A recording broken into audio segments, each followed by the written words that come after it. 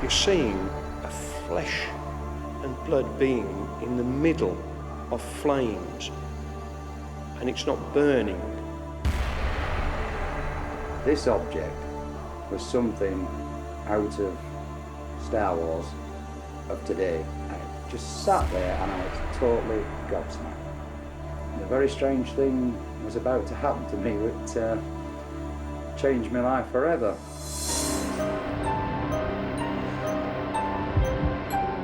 These stories are some of the strangest experiences ever described in the UK.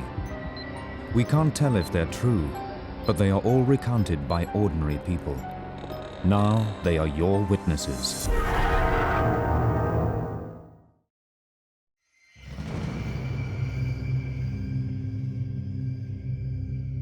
Wem in Shropshire, 1995.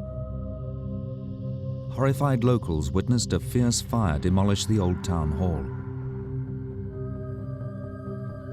The true cause of the fire remains unknown even today, but as the smoke cleared, a far more sinister mystery rose from the ashes.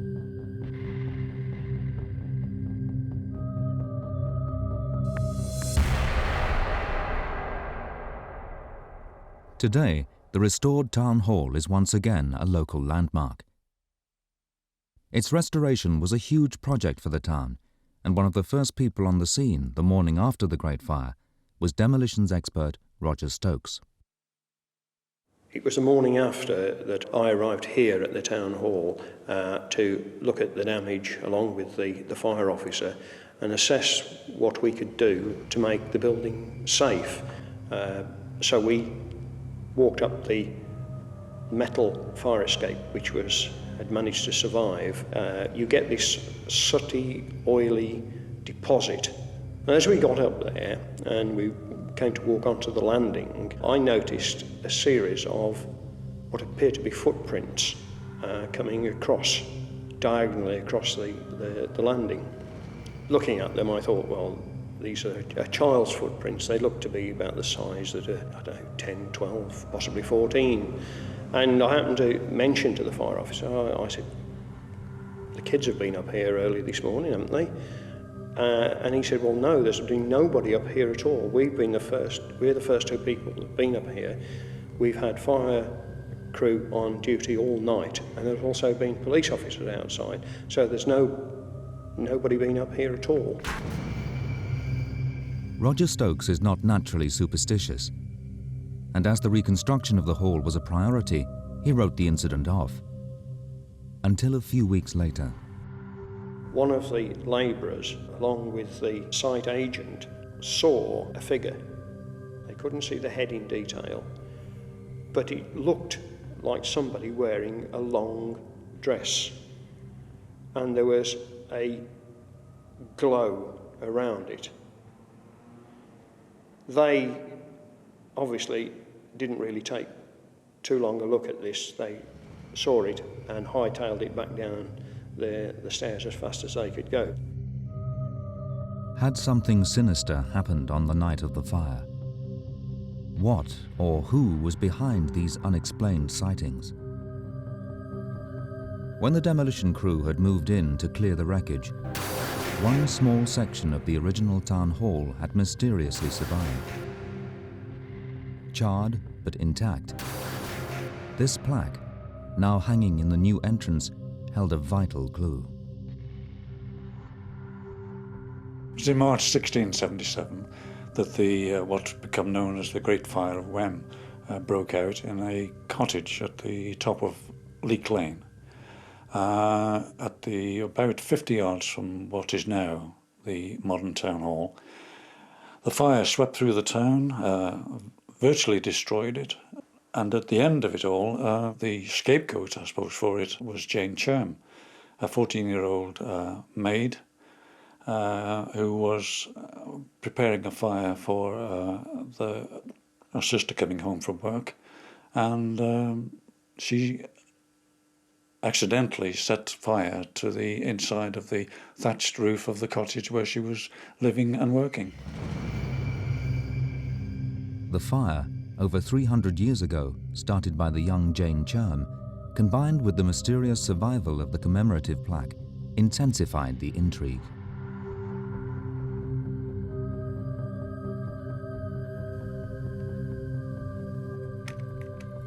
But a crucial witness from the night of the fire emerged that would propel the mystery to the front pages of the world's press.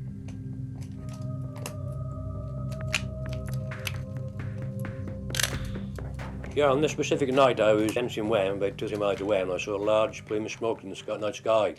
Now, I always take my cameras with me, and at this time, the specific day, I had them with me in the car. So I jumped out, run round and took as many pictures as possible of the fire. One was around the back on the fire escape, there's some on the main roof of the building, and also around the front where I thought the gable end was going to come down.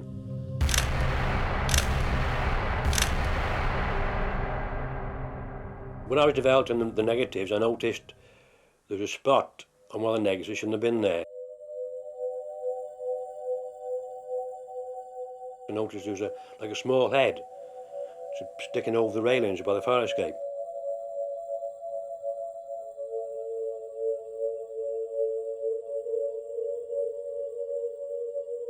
So then I developed it on paper, and as I was swilling it, starting to develop it, this little head come through, and it's like a body of a young girl.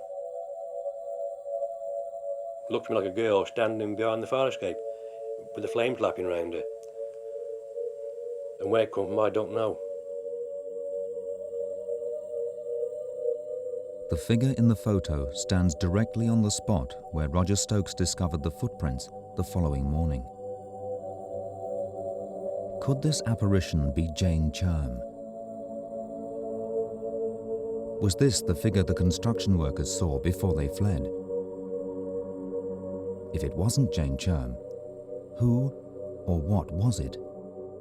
It's very unlikely that anybody could have just wandered around in an area where firefighters would have been working for several hours unnoticed, and then to have climbed the external staircase and stood where allegedly the photograph suggests that they would have stood.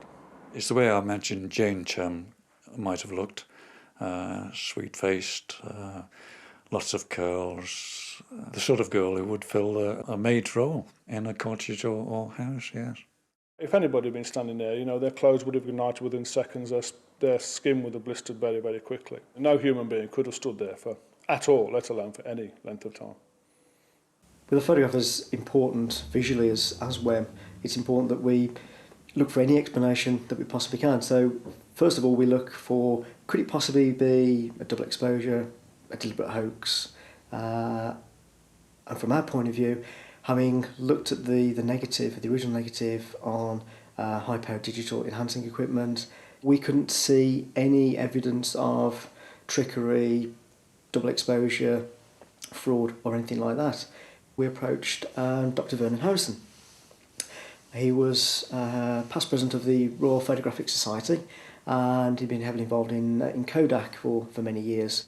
He said he could find absolutely no evidence of double exposure, no evidence of fraud. What he did find, in his opinion, and that has to be stressed, it's only Vernon's opinion, was that what Tony had caught on film, basically, quite innocently, and what is on the photograph is a large chunk of wood happened to be caught in the act of falling. So in Vernon's opinion, this was basically just bits of debris from the building. Dr. Vernon Harrison stated in his letter that he thinks it's a fallen piece of wood, fallen from the roof. I can't say that myself.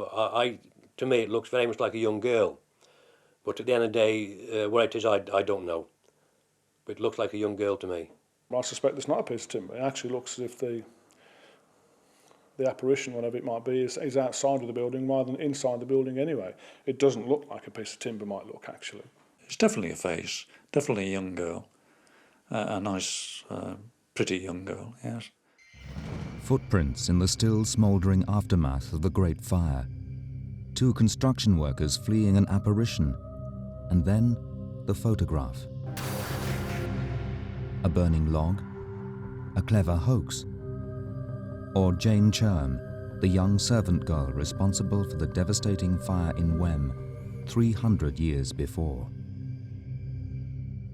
Nobody's trying to hoodwink anybody, certainly as far as I know and as I believe it.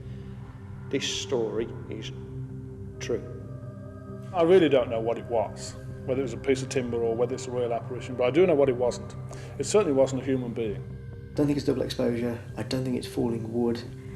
What I think the photograph possibly shows is maybe an apparition. And as far as we're concerned, the case still remains open. I don't believe in ghosts, but I know there's something on that photograph that shouldn't be there. At the end of the day, this photograph has made my life hell. And I wish that someone had said to me what is on the photograph and explain to me what it is, and I'll be quite happy then. You're seeing a flesh and blood being in the middle of flames, and it's not burning. And you have seen, or I have seen, the results of that figure being there. You don't believe what you've seen, you can't believe what you've seen, and yet you have seen what you've seen. Even as I tell the story now, the hair on the back of my neck is honestly standing up on end.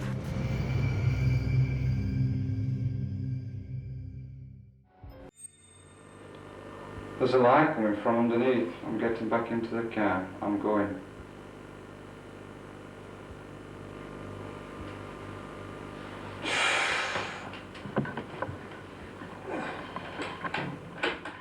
This unique video footage is of Police Constable Alan Godfrey in a state of hypnotic trance. There's a light. Shining a light. Doctors are attempting to recover 40 minutes from Alan's consciousness, lost on a cold night in November 1980.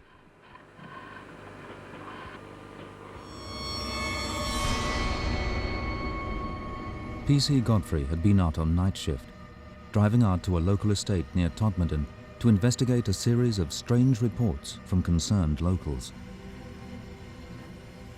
Just as I'm about to turn up there, something caught my eye. I was kind of going to turn up, and then I looked up the road and there was an object. Whatever that object was, it made me stop turning, and I decided to go and investigate. I got within about 20 yards of this object, and I'm telling you now, forget what you might believe or disbelieve, this object was something out of Star Wars of today. Was I scared? I suppose I was. I'm scared when I go to a domestic. I'm scared when I go to a pub to eject a drunk. You get adrenaline rush. I just sat there and I was totally gobsmacked. It's never crossed my mind at that time, was it a spaceship? You know, that was the last thing I was thinking. I was just wondering what the hell it was, what it were doing there. And I was more concerned about somebody coming the other way and crashing into it. I just didn't know what to do with it. PC Godfrey tried to radio back to base on 2 separate radios, but was unable to get through on either. So I'm left here with a situation, I won't say panicking, but wondering what to do next. I had to make a decision pretty quick. What are you going to do? I remember picking my clipboard up, and I thought I'll do a quick sketch of this. It was approximately 20 feet wide. It was about 14 feet high. It was hovering off the ground. I could see my police car, the headlights were shining right underneath it. It was diamond in shape, but the bottom half of the object seemed to be rotating anti-clockwise very slowly. But as I'm watching it, you know, I mean, gobble, I realised that it was actually going that fast clockwise. It was the optical illusion of going backwards. And then it was just this brilliant, brilliant bright light. It was just a poof. And then I was at the other side of the object, just like that. I was another 40 yards up the road, and I'm driving the car. First reaction, looked in the mirror, nothing there. Turned the car around, went back to the scene, nothing there. What's going on, you know? Have you hallucinated? If it was very, very real. It was a very, very real hallucination. No, I realised what I'd seen. was real and it had happened. Why would he come forward unless it was true? What's he got to gain? He's not doing it for financial gain. Money's never been discussed when I'm talking to him. You know, it's just clearly bothered him. He has seen something at close proximity, within 30 metres in this case, for a duration of 7 to 8 minutes. You know, you can't get confused at 30 metres. And at 30 metres you can rule out all the usual excuses of a meteor, balloon, swamp gas, aeroplanes, whatever. What other people have said over the years, you know, that I've been told it was Venus. What Venus was doing, blocking the road, I don't know. I mean, lots of theories have gone around at the time. I'm telling you, that object was real, it was solid, it was a nuts and bolts craft, believe you me.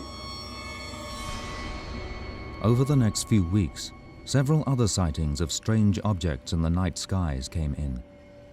5 other police officers from the surrounding areas all reported that they had seen something strange that night.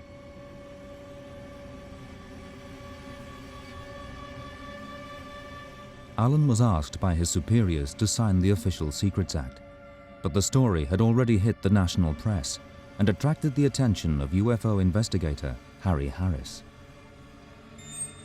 I was then contacted by Norman Collinson. He was then a detective inspector of police, head of the Manchester Fraud Squad. He invited me to come and interview Alan. A crowd of us crowded into Alan's front room, and Alan related his event. And then after that, he's grilled by Norman Collinson. And I mean grilled. At some stage, and I can't remember at what point, it became apparent that he'd lost time. Through exhaustive interrogation, the team discovered that roughly 40 minutes of Alan's evening remained missing. But they couldn't account for what happened. When we discovered that Alan had suffered an amnesia, a missing time, it occurred to me that hypnosis might assist in probing his missing memories. And we arranged acts of hypnosis to be carried out by a consultant psychiatrist and lecturer in clinical psychiatric medicine at Manchester University, and another doctor who carried out hypnosis for the police. There's a light coming from underneath. I'm getting back into the car. I'm going. For the car, I'm going.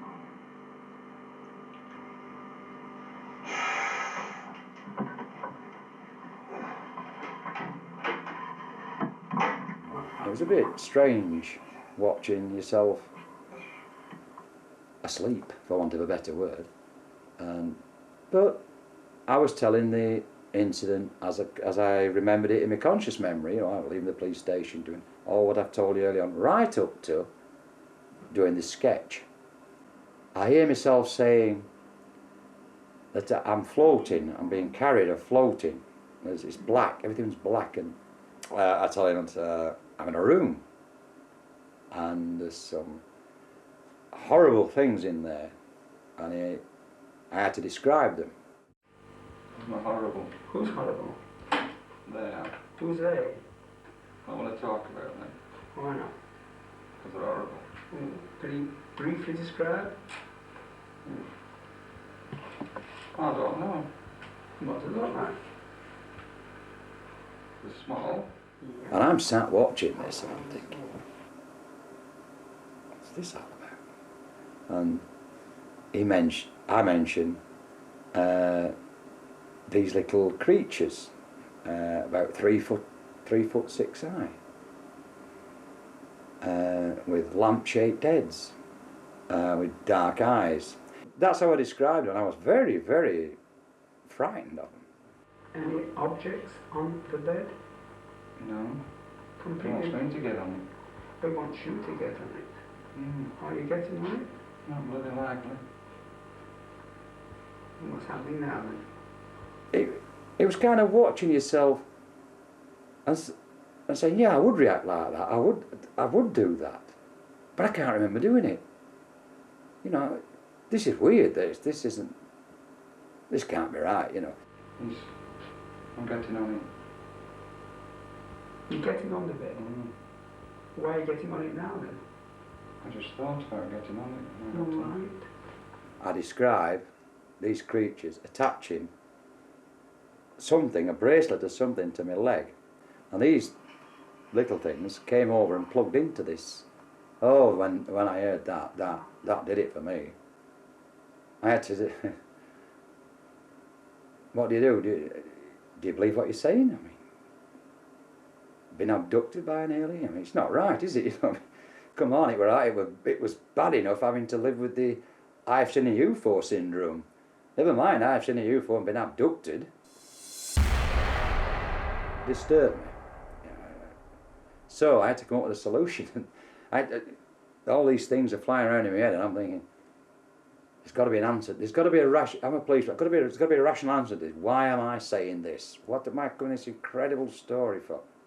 Did it happen or didn't it happen? I believe Alan wholeheartedly. I don't believe he's capable, or that for that matter anybody is capable of duping something for so long under those conditions, i.e. 3 months apart, quite obviously hypnotised, quite obviously deeply hypnotised, comes out with the same scenario, same answers to the same questions. No, I don't believe his life for one moment. If it was the only case ever reported, and nobody else had ever said anything similar, then you might say, well, this is odd. How come it's only just happened to one West Yorkshire bobby and not to anybody else? But there's a rash of cases, not only in this country, all over the world. Alan Godfrey is not alone. I know the incident, the encounter was real.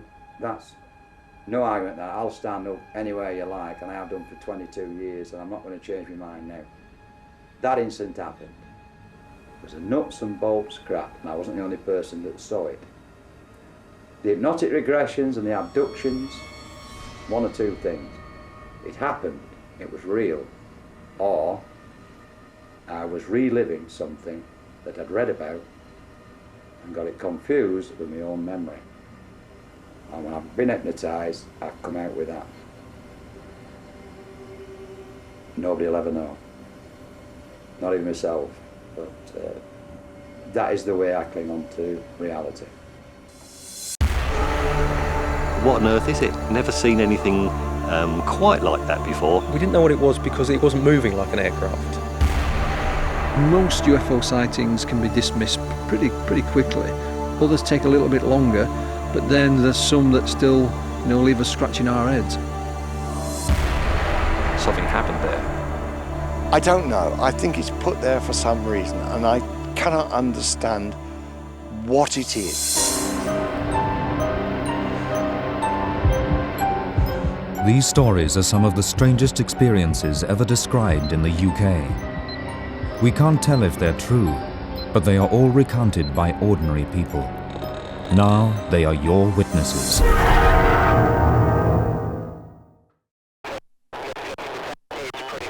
August 2000, the skies above Brighton. A strange light is encountered by a police helicopter crew. Could it be a UFO?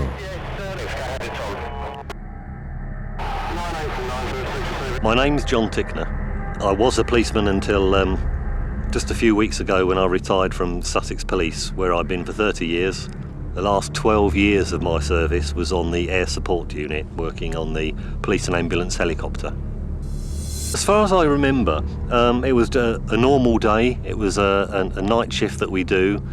We'd work through until 2 o'clock in the morning, and we just had a normal shift. It was a fairly clear night, a still night, quite a pleasant, typical August summer evening. We were then heading back towards Chern, which is about 12 miles away. It's normal practice for us just to, instead of just going from one place to another and focusing on the home part, because we're an emergency service, we'll listen into the police radios in the towns as we pass them and just generally look about. And what I was doing that night was I was operating the thermal image camera and just looking around, casting around the Brighton area that we're passing over, and we were listening to the Brighton radios just to see if anything that was going to happen that we were ready for and briefed about, so that we knew what was going on. John's crew were nearing the end of their working day on a routine call-out. Brighton's revellers below them parted into the night, unaware of the mysterious drama unfolding in the skies.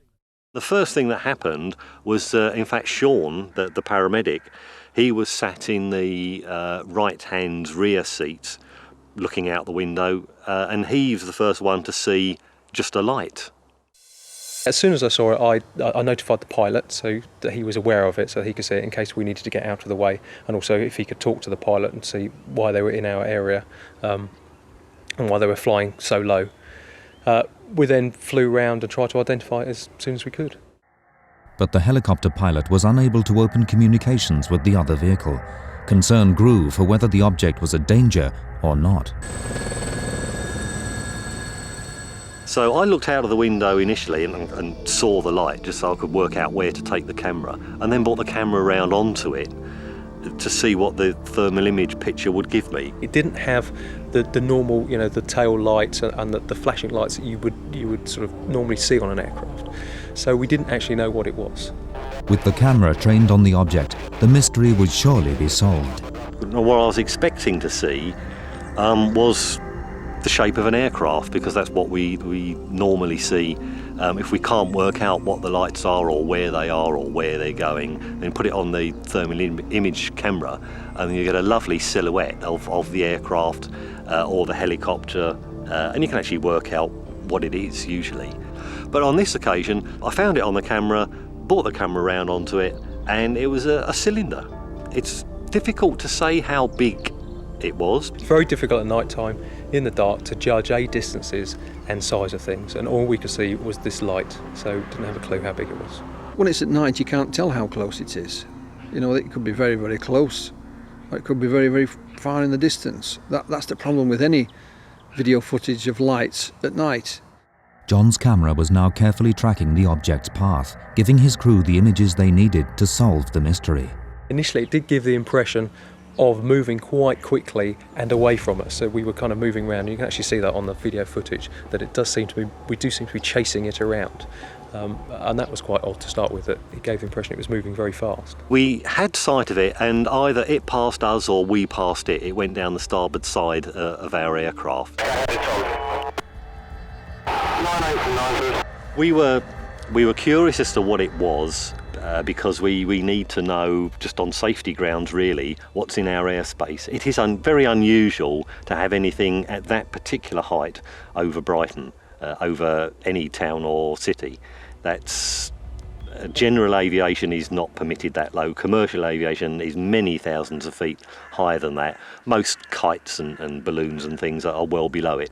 It's an area where we're normally on our own at that height, so that's, I suppose, what took us a little bit by surprise. We then flew round, and it seemed to, it gave the impression of moving away from us, and it gave the impression that we were trying to have to chase round to catch it up. There may be a whole variety of reasons why a police aircraft would take an interest in something else, certainly another aircraft. Reasons that they may not make public either. The shape was something that I just wanted to try and work out what it was. Working most of the time with the thermal image camera, you like to think you get quite good. I mean, I can't tell you whether it's a Boeing 737 or an Airbus or something, but you can see very clearly, two engines and an aircraft. You can see the military helicopters that are sometimes around at low level. That's the only other thing that was going through my mind that it might have been. But you can see the shape of the helicopter, the rotors going around, the heat from the jet exhaust, all the things you could see. What I could see here was just one single light in a daylight camera and this cylinder shape in the night camera, and it's trying to put those two together just to make some logical sense of what we were seeing. We talk about credible witnesses, and one of those that you put in that category is a police officer. Not only a police officer, but in a helicopter at the time with some very good quality photographic equipment, films an anomalous object at night, both with night vision and ordinary. So that's why people become interested in it, because police officers, respected members of the community, not likely to make up stories.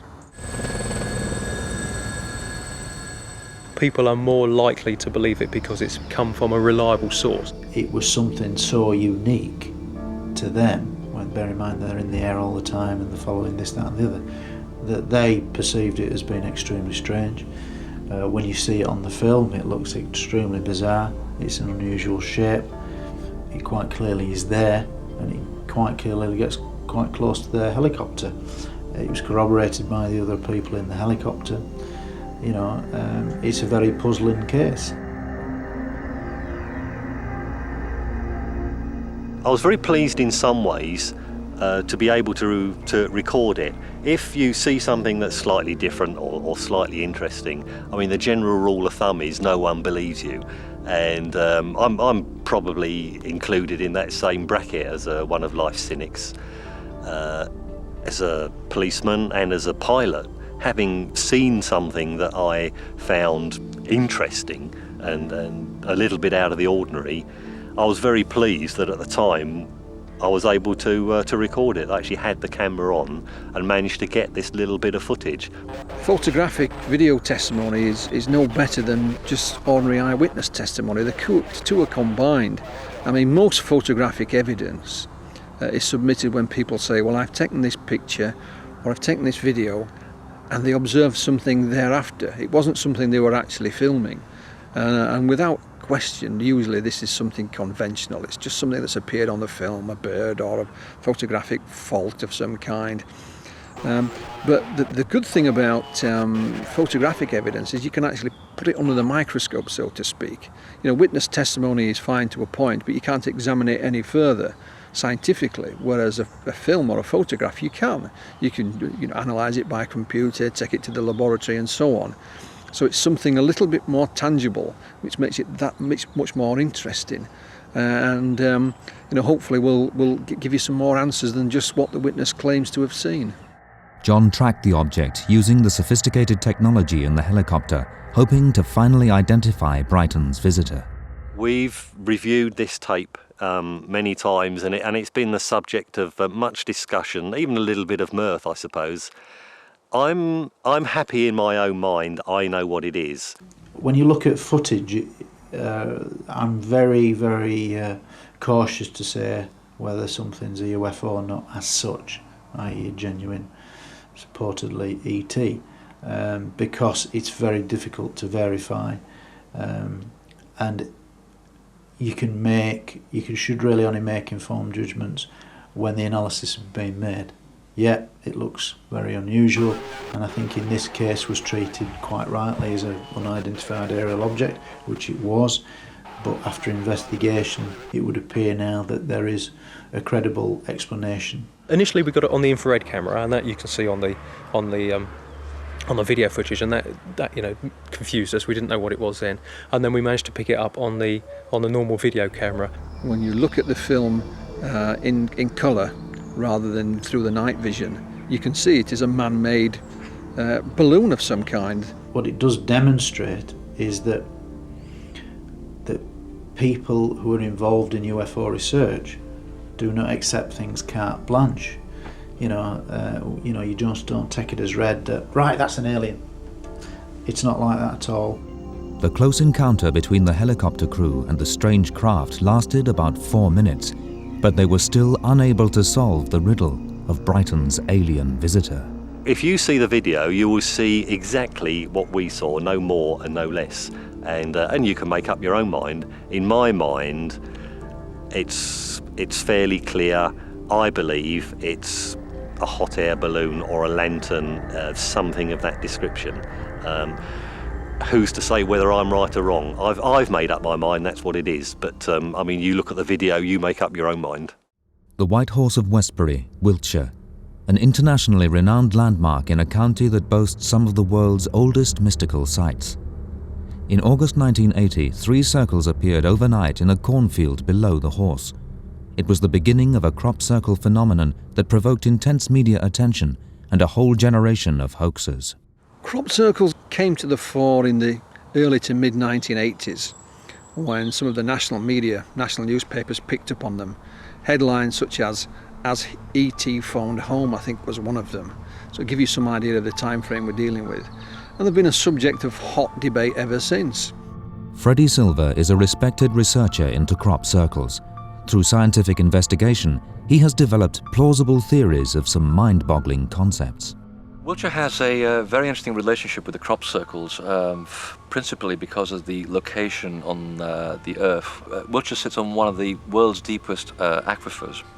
It's a chalk aquifer about 400 feet deep. And as such, the water that trickles through the chalk in itself creates an electromagnetic spin effect. I certainly believe that there are energies within the Earth that, again, conventional science tends to ignore or dismiss. If you were to look up crop circle in a dictionary, what you probably find would be something like a perfectly incised area in wheat, rye, barley, whatever. There are areas where the plants are bent an inch above the soil, perfectly laid in waves, as if flowing water. There are genuine crop circles, but they are the simple circles rather than the hieroglyphics and heavens knows what else that we see today.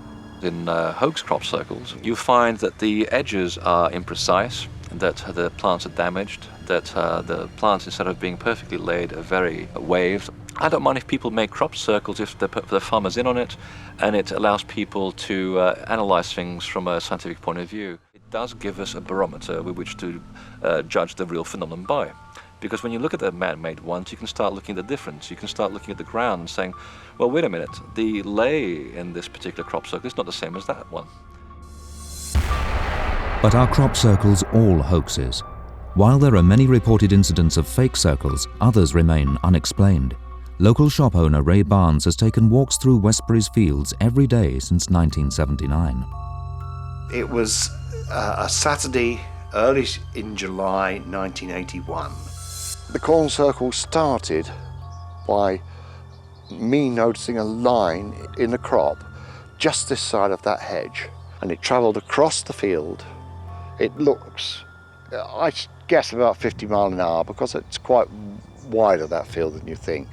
The heads of the corn were jiggling about. They were actually moving. I mean, when you see them over a 50-yard front, it's hard to miss them. I mean, it wasn't just one or two. Everything else was perfectly still. It started at that angle and finished at that angle, so it came round on a radius. Then it just dropped to the ground and described a circle. There's only been, to my knowledge, about 80 people around the world who've seen the crop circles form in about 15 seconds. So it's good because now it gives us some kind of a base at which to establish what's happening here. There was no bounce back of the corn heads as it would when a tractor passed it. That was one of the things that surprised me at the time, actually. In Ray's case, where he sees the invisible line snaking across the crop and then laying the crop down in 4 seconds, seems to actually correlate to what's happening on the ground. And again, it also is interesting in that his description of the laying down method, where there's no spring back, means that there's no damage either. And this is what we're finding and relating it to the physical evidence. So I find his case is very, very compelling. I think Ray's account is unique in my understanding. I've not heard that type of description before. The other eyewitnesses to crop circles forming has been, more or less just a puff of wind and a few bits of the corn into the air, and that's it. It's there. It happens very, very quickly. Had Ray's sighting been by chance, or had he been chosen to witness the rare phenomenon? Why he saw it is unknown, but what he witnessed in 1981 was merely the beginning of his strange relationship with that field. I saw 2 combine harvesters, and I looked up and decided that in 20 minutes they would finish the field because they were working together and working into the middle. I walked 10 feet, looked up, and they'd packed up, they'd finished. And there was no way they could have combined those last few rows. The roots in plants are supposed to be geotropic. In other words, they move downwards to face the actual point of gravity in the earth, which is right at the center. Now in crop circles, what we're beginning to find is that the roots are actually not growing downwards, they're actually going horizontally. So which means that something must have happened here which has altered the actual root structure in a very, very short space of time, which has allowed them to move. Now time, as physics knows, is something that's related to our gravitational field. If you alter the gravitational field of the Earth, then obviously time has to be affected in some way. A couple of scientists took clocks, digital clocks, into a crop circle. One was in the crop circle, one was far away back at home, timed to the same moment, and when they put the 2 clocks back together, found that 20 minutes had been missing. So clearly there's something going on here. At the start of the 1990s, that same field of corn once again disturbed Ray's peaceful walks. It appeared to have many more secrets to share. I came down here and looked across this field, and it was full of billowing brown smoke from a heath fire down in Dorset. And when it reached this point here, it was held by a wall, by what appeared to be a wall. And over the other side, it was perfectly clear, and you could see the sky and clouds and everything through it. But on this side, you couldn't even see the sky through the thick brown smoke. The smoke just seems to hit this invisible wall, so it actually delineates this invisible tube of energy. Again, this tube has actually been photographed, so we know it's there. We know that pilots go across these tubes of energy and their equipment fails, so we know it's there. Around this time, Ray Barnes was contacted by Colin Bloy. Colin studied the practices of divining and had read about Ray's original crop circle sighting because of his interest in the area. He too witnessed the events in the field. Certainly we were able to establish that there were energies in that place which were disturbing normal phenomenon, like shadows, like light, like time. Ray took this photo in the summer of 1990. He had become unsettled once again by what he saw in the field. I noticed that the tree shadows laying across the field where the first corn circle had formed were in fact converging. They weren't parallel. This tree here had a shadow which laid that way across the field. And those two trees up there, their shadows laid this way across the field. The shadows of the trees, instead of being parallel, were all converging on the point of the circle, which is very odd. It can only happen when the energy is a bit strange. I stopped several people. I said, what do you think of those shadows over there? And they said, they're not right, are they? They're not right. And I cannot understand what it is. I cannot understand what causes the shadows to go one way one side of the wall and the other way the other side of the wall. These are all things that perhaps indicate an alteration of the local gravitational field. An invisible wall, converging shadows, the desynchronization of time, and the formation of a crop circle. These events were all beyond obvious explanation, but seemed to be connected. I had come down and I'd actually gone up to photograph the trees on this side of the field to see if the shadows were straight. And then I spotted this corn circle. The main circle was clockwise, and the two on the right-hand side were also clockwise. Now, when that began to sprout again, which was several months later, 3-4 months later, all the clockwise circles were filled with a yellow, rank grass, you know, the sort of stuff you see growing on the seashore. But the fourth circle, which had gone the other way, anti-clockwise, that was filled with a lush green growth. Over the years, we've had many theories as to what it's causing crop circles, and a lot of them are very plausible. A lot of them were very implausible at the beginning because we didn't know much at the time, and now we do. For example, we started off with things like the weather theory, the plasma vortex theory, part of which I think to be true. I don't have any theories about the wall at all. I think it's connected with the circles. I just don't know what it is. I had to say and conclude that it's not weather, but it's a natural source, which is found all around the Earth, which has been harnessed in a certain way that we are not totally aware of yet, and it's been used in a certain, very specific way, very focused way, to create these interesting shapes. Ray is still disturbed by what he saw, despite the efforts of Freddie Silver and Colin Bloy to explain the phenomenon. So far, no one can say what is creating it and why. There's that many different kinds of phenomena reported regularly that something's happening here. We know it's not an airplane for a fact because this doesn't have all the characteristics of an airplane or anything like that, or an earthly object. So at the end of the day, it comes to be a classic UFO, unidentified flying object.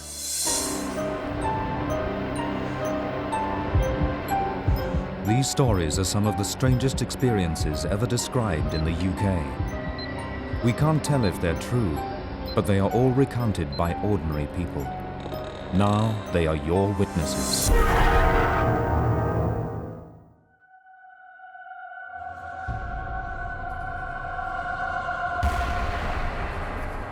These three locals are UFO enthusiasts.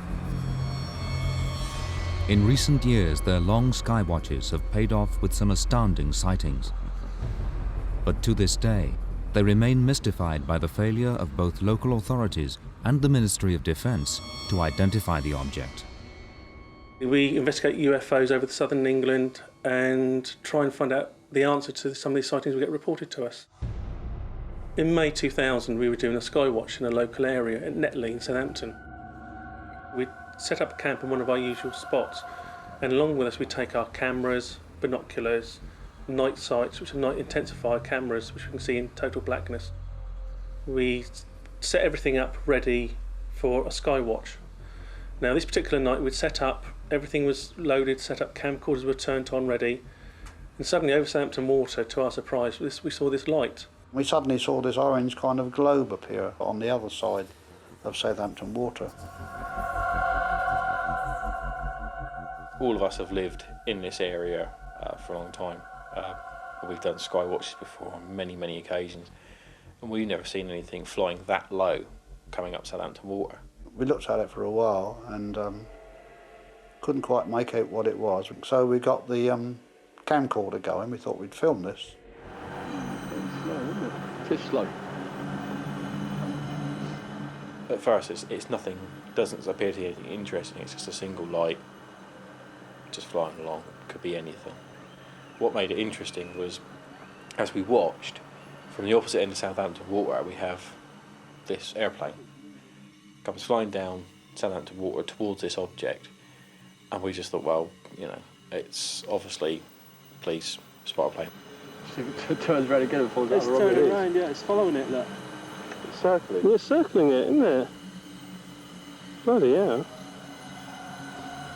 Yeah. We didn't quite know from what we could see. We could see the lights of the plane and coming out. And it approached this orange globe, which was still hovering in the same place, and it went round it twice. And it went away, this plane, and came back again and had another look at it, and you can actually see this on the video. Strange, isn't it? There's no strobes in it, nothing. At one point it actually almost stops dead still, where it then turns right round. I was looking at it through binoculars at this point, and I can see what are like a row of about 5 sort of orange golden lights.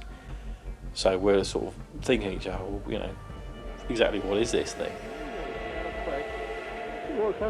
The amazing thing is when this object starts to speed up, it stretches, so you've got like a row of 8 lights. It's completely changed from a one round ball of light. And it's astounding. To me it is, and the group, when we saw it, we just lost our breath sort of thing. It's sharp and take a breath and, wow, is it an airplane? Is it a helicopter? And all the way through the sighting we were asking each other questions, and we still come away just in awe, wondering what this object was. So it's just quite stunning, really, but we thought, well, we better check up on this, and as the police spotter plane was involved, we can certainly find out. They're bound to tell us what it was. 48 hours later, I sat down at my telephone with a list of phone numbers and began to ring around all the local authorities. Ernie Sears contacted numerous local police authorities and coast guards from the surrounding area, but none of the organisations said they had any aircraft flying in the area that night. The team had video evidence of a plane circling the mystery object, but could find no one that would reveal the plane's identity. It wasn't a commercial plane, it was very slow. And this police spotter plane is a very slow aircraft, and it will go very slow and very tight to this object. Definitely the police spotter plane. You can actually see the navigation lights on the plane as it banked round and the shape. And yet, when I phoned the police up afterwards, and this is Police Central Control, who should have known anyway, they completely denied there was anything up. We know there's something there. We filmed it. We filmed another aircraft flying down and looking at this thing. So somebody knows it was there. Increasingly bewildered, Ernie Sears contacted the Chief of Hampshire Police, And finally, confirmation was given that they were flying in the area that night. Despite this breakthrough, however, the police could offer no reports of anything else in the skies. The response I got the second time was completely different to the one I got the first time. We've actually got a letter from Hampshire Police saying at the time of the sighting, the police spotter plane was in the air at the time. I mean, they actually circled around it twice. Now, if there was nothing there, why would they circle around it? The pilots must have seen the same thing that we saw. Whether it was captured on the spotter plane's cameras, etc., we don't know. There's a good chance that the possibility is there is some footage of this somewhere. Or have they just wiped over it? Or has it been sent to the Ministry of Defence, to some laboratory somewhere to be enhanced, to look at properly? We simply don't know. We'd like to know. Again, it's one of these avenues. We keep coming up to these brick walls all the time. We get so far, then it's just a brick wall in front of us. We must be able to see it, whatever it is. There is quite clearly on the footage an interaction which to my mind makes it pretty clear that that helicopter knew that there was something in the skies above Southampton that shouldn't have been there. Ernie continued to climb further up the chain of command to discover exactly what the authorities knew about what was in the skies that night. I contacted the MOD. This chappie came on. He just said, "You're actually talking about a UFO, aren't you?" And he was laughing in his voice, you know. I said, "Well, yeah, it's a UFO, unidentified flying object." He said, "Well, you know, I couldn't tell you that anyway, could I?" We went through all these bases in the area and out of the area, official, and they all said the same thing. There was nothing up. The team was left frustrated and confused once again. But their story was about to take a new, astonishing turn. The UFO was back. Virtually a year to the day, we're filming over Southampton docks area across the water, and suddenly this ball of light appears in the sky. Now, it was a clear night, there was nothing around. And lo and behold, what happens? Again, the police spotter plane appears in the frame, flies across our view and flies back again. Now, eventually the plane just disappears and flies up Southampton water, and this light is still there when it goes, and it's just there. Suddenly it starts to fade, and it just fades out of sight. It is fading though. Yeah. It's going, it's gone. Gone, yeah, gone, just vanished.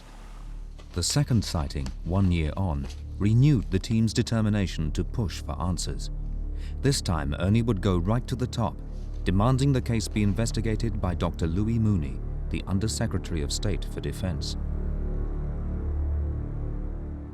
The interesting thing with Dr. Mooney's two-page letter was he finally said, "We do not have any problems with believing in extraterrestrial civilization, but the object was of no defence significance, so therefore we do not investigate it, we do not have the finances to investigate it.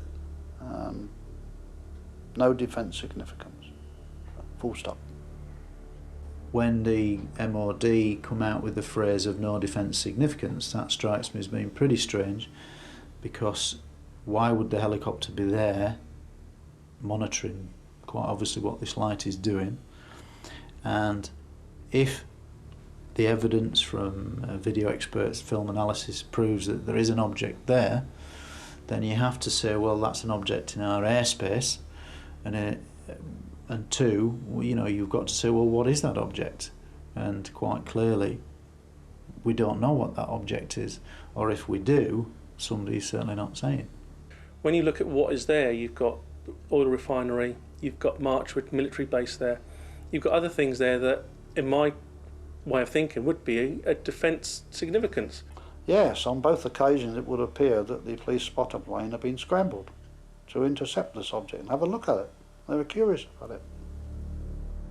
That is moving. Right, you think it came now? Yeah.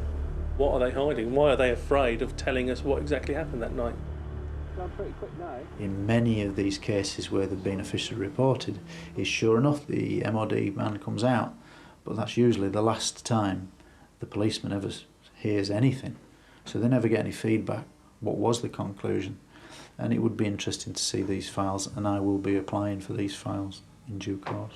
We know it's not an airplane for a fact because this doesn't have all the characteristics of an airplane or anything like that, or an earthly object. So at the end of the day it comes to be a classic UFO, unidentified flying object.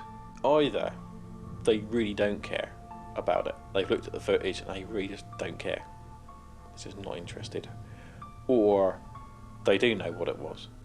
They knew before we even contacted them. This case doesn't mean the end of the Southampton UFO group. It means we'll get better, we'll become stronger, and we'll carry on with our investigations, our sky watches. We truly believe there is something out there, and maybe one day we'll get to the truth. You might say this thing is bigger than all of us.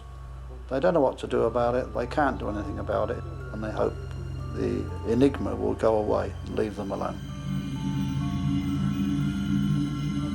There remains no rational explanation of the craft's origins in either of the sightings. Despite the group's claim of a police spotter plane videoed circling the mystery object, none of the authorities contacted have admitted any reports of anything else flying in the area on those nights.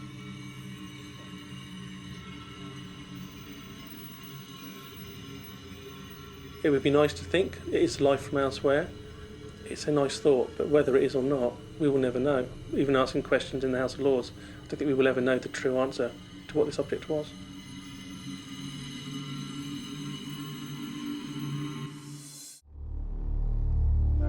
Belgrave Hall in Leicester, steeped in mysteries for centuries. A Victorian woman has repeatedly been seen and heard walking its corridors. But recently, the ghostly rumours were propelled into the 21st century by this CCTV image of what appears to be the mysterious resident. Staff contacted paranormal investigators to get to the bottom of the mystery.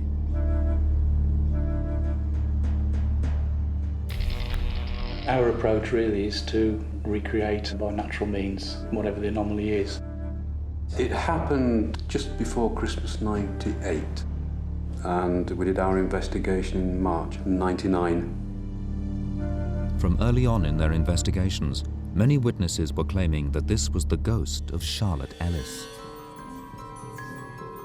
The Ellis family, the most interesting of all the families who've lived at Belgrave Hall. He came here in about 1845. There were 5 daughters who remained in the house until they passed away, and the last one did so in 1923. 5 very interesting women. All of them had very strong personalities, particularly Charlotte. John Ellis purposely brought this house to bring some security to the girls, to the women. This house really became their refuge.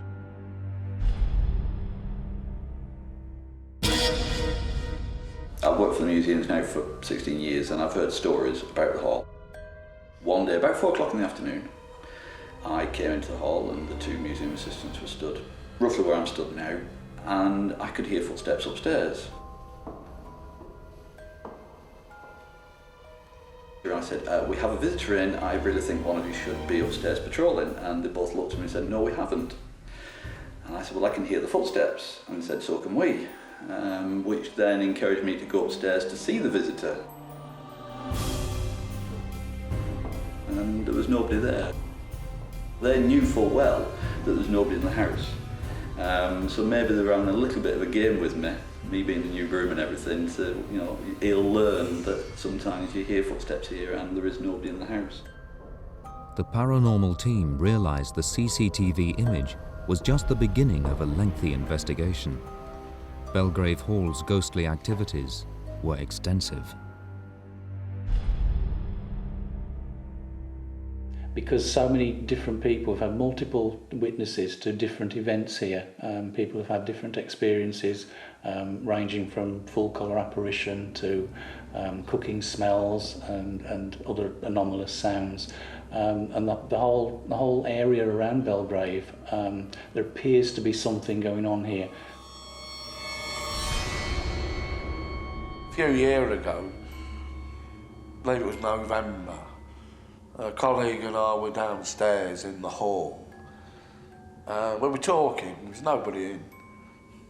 And then we heard footsteps crossing the landing. So he looked at me and said, I thought we were empty. I said, well, that makes two of us. I said, I thought we were.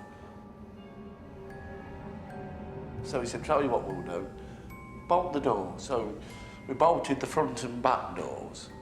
So nobody, you know, if somebody tried to get out, we'd hear the bolts going. We then both came up, looked under the beds, lifted the chests, and at the end of it we looked, and as this chap said to me, I've never believed in ghosts or anything, he said, but I can't explain that. And still to this day, only the once, but I'm convinced we heard footsteps. I've heard things, I've spoke to people who have seen things, and I've spoke to other people who have heard things. And interestingly, when the media bandwagon started a few years ago, the nice thing about that is that visitors who came to the hall in the 1950s, 1960s, 1970s started to come forward and give us their stories. So there's a vast amount of stories about what people have seen and experienced in the hall. The growing number of witness accounts of unusual phenomena convinced the investigators to conduct a series of scientific vigils. When we're on a vigil, what we do is arrange to have 45-minute sessions. The team used a range of high-tech detection equipment, from electromagnetic radiation detectors to highly sensitive audio monitoring equipment. Everything that is seen or heard is meticulously recorded and cross-referenced to eliminate all possible explainable sources. Despite the team's objective attempts to discover rational explanations, some incidents simply couldn't be resolved by scientific means.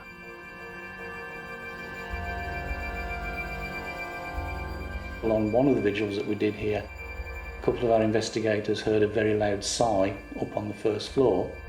It was certainly heard because it was heard by more than one person. That actually remains unsolved. We don't know what that sigh was. Fresh accounts of actual sightings continued to motivate the investigations. We were standing around the fireplace trying to keep him warm, really, and Mike was looking up the stairwell.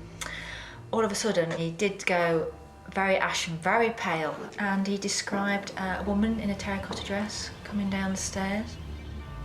He thought that she seemed to stop near a window just at the bottom of the stairwell and then pass away, but when he tried to look properly at her, it disappeared.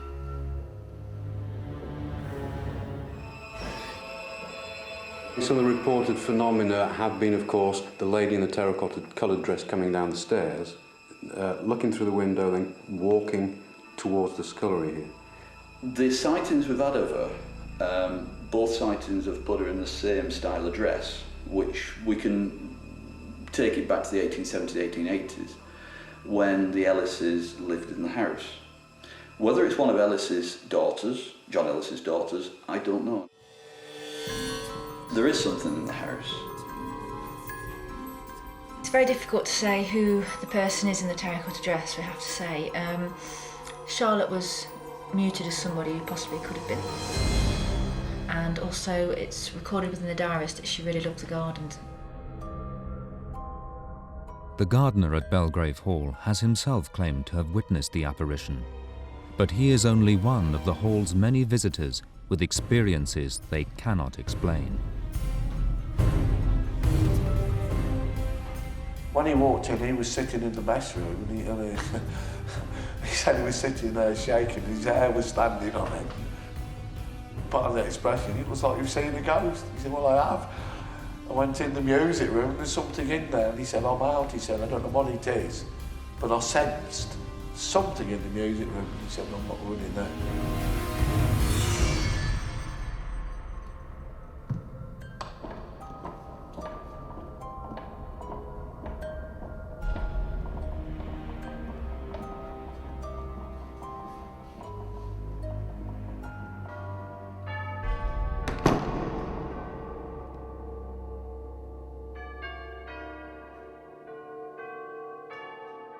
Amid the ever-growing mass of accounts from numerous witnesses, the men from ASAP believe that in at least one of their investigations, they may have made their first breakthrough. People were suggesting it looked like a moth and looked like a bat, so we brought plastic bats, and thankfully at the time we were recreating, a moth did fly by, so we eliminated that one. It turned out in the end to be an oak leaf, and I was the one volunteered to climb the ladder and wave the bat and drop the various leaves down, but the one particular oak leaf that we dropped recreated the more or less anomaly, exactly, didn't it? more or less exactly. People fall into two camps. There's those that believe and there's others who just don't believe. I don't think there's a middle path with this, on this subject, personally speaking. There's that many different kinds of phenomena reported regularly that it's still intriguing that something's happening here. We've had things on camera, on audio sounds which we can't explain. There's something happening around here which is intriguing, and we'll carry on, hopefully, to try and investigate the cause.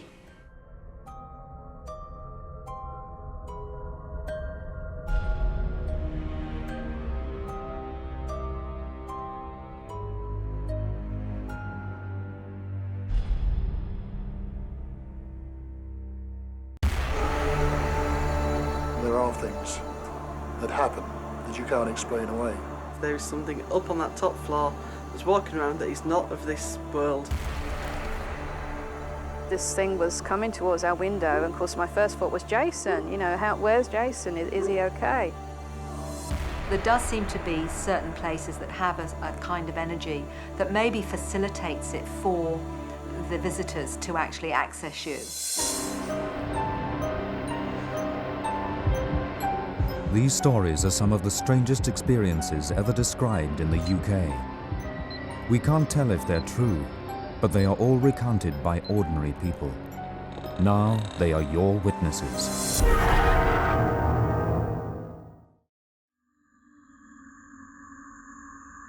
This is Micklegate Bar, the imposing main entrance to the ancient city of York.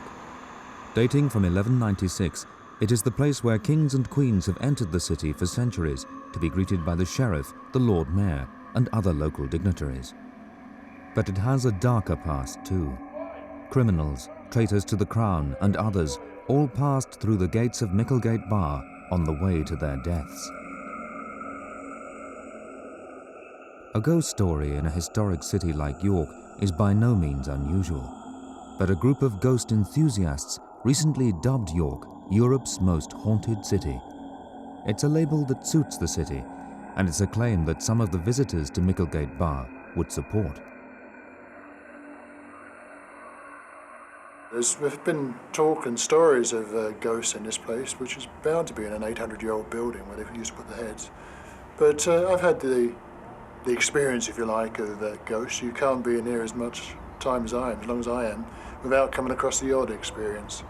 Things that go bump in the night or even during the day. Well, I live in York and I'd never been, and you tend to avoid the tourist attractions sometimes, but people say, oh, have you been here, have you been there? And we thought, I had some time free with a friend, and I thought, well, we'll just go and have a look round. It's very pretty from the outside. I thought there must be lots of history, so I'll go in and check it out. The first time I actually came in here was only a few weeks ago, and I came with a group of friends specifically to have a look around and in the hope that something unusual would happen. One of my people came in, people I have work here, came in one day and found that the soldiers, with the model soldiers that we have that we sell in the shop, had all been rearranged.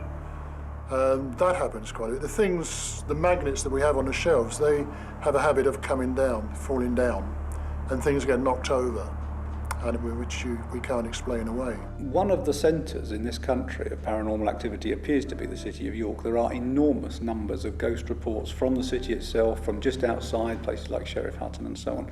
And the best guess that I could put on that is that it itself is in touch with its own history. Therefore, people are emotionally involved with its own history. It started in the shop, really.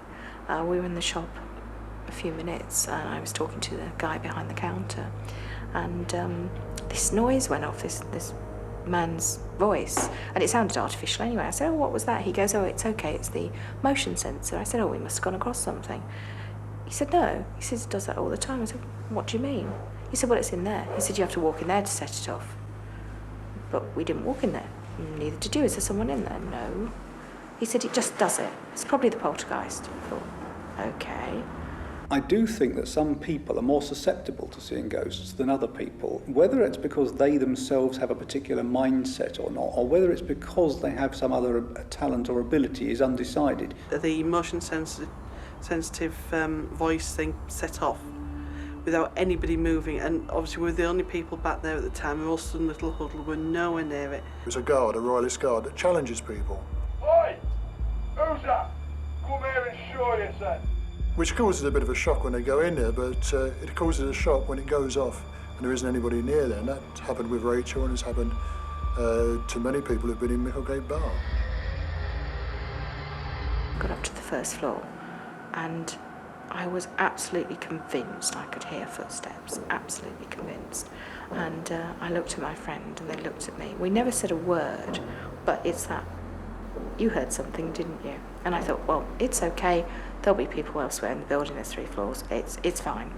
Of course, later we found out there was nobody but us. Absolutely nobody. Well, I heard initially 3 raps, like somebody knocking on the floor above us. And I stopped and looked round and said, did anybody else hear that? I'm sure I can hear something upstairs. So Dave said, well, I think it's empty up there. And with that, we heard this footfall, and there was definitely footsteps on that top floor. And that Dave shot up the stairs to look and said, there is definitely nobody up here.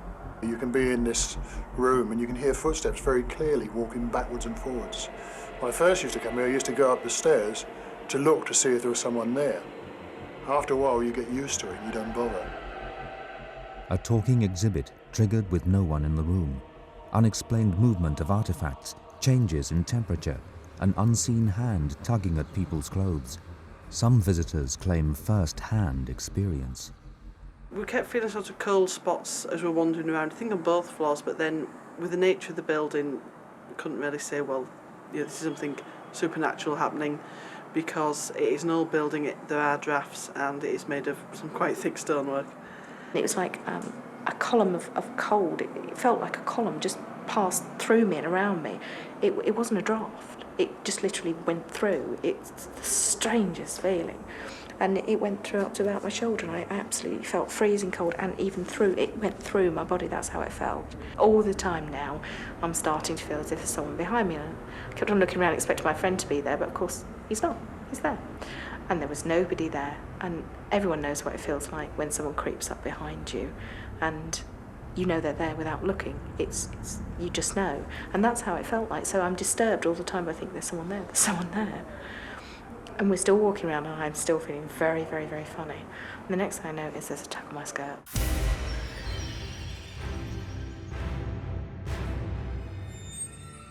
It's no mistake. My skirt's not caught on anything. You've seen for yourself that the place here, there's nothing that's going to catch on me. I'm in the middle of the floor. I can feel a tug on my skirt. I can sense the presence. I felt the cold. You know, now there is something going on, and I'm still feeling really funny. I had a coat on with quite heavy sleeves, and it did feel like someone was tugging at my sleeves. And at the time I just tried to ignore it, thinking, well, this is a bit corny, because we already knew the story. Whilst I was still on that top floor, I felt like somebody had walked into me, and when somebody catches your shoulder as they bump you. And I sort of got a beery smell like he's a drunken man. Or I have no idea who that was, but there was definitely nobody there when we looked round. One of the resident ghosts we have in here is Sarah Brocklebank, the gatekeeper's daughter. She actually used to live in this building back in 1797. Her father Thomas was a gatekeeper, and on her birthday she played a childish game. She took the keys to the City of York. These are just replicas. She took the originals and hid them so well that no one could find them. It's her ghost, or her poltergeist, if you like, because apparently she moves things. I've not been witness to that. But it's her ghost that is trying to find the keys, but is also making herself aware that she's still here. She hid them so well she couldn't find them, so her father lost his job, no good having a gatekeeper who loses the keys. The family were thrown out into the street. She never married. She spent the rest of her life searching for the keys, never found them. And on her 72nd birthday, it came back to her where the keys were. Couldn't get in here to recover them, went to tell the Lord Mayor of York where they were. But before she could tell him, she was so excited she had a heart attack and died. Took the secret with her to the grave. She's still seen from time to time wandering around this building.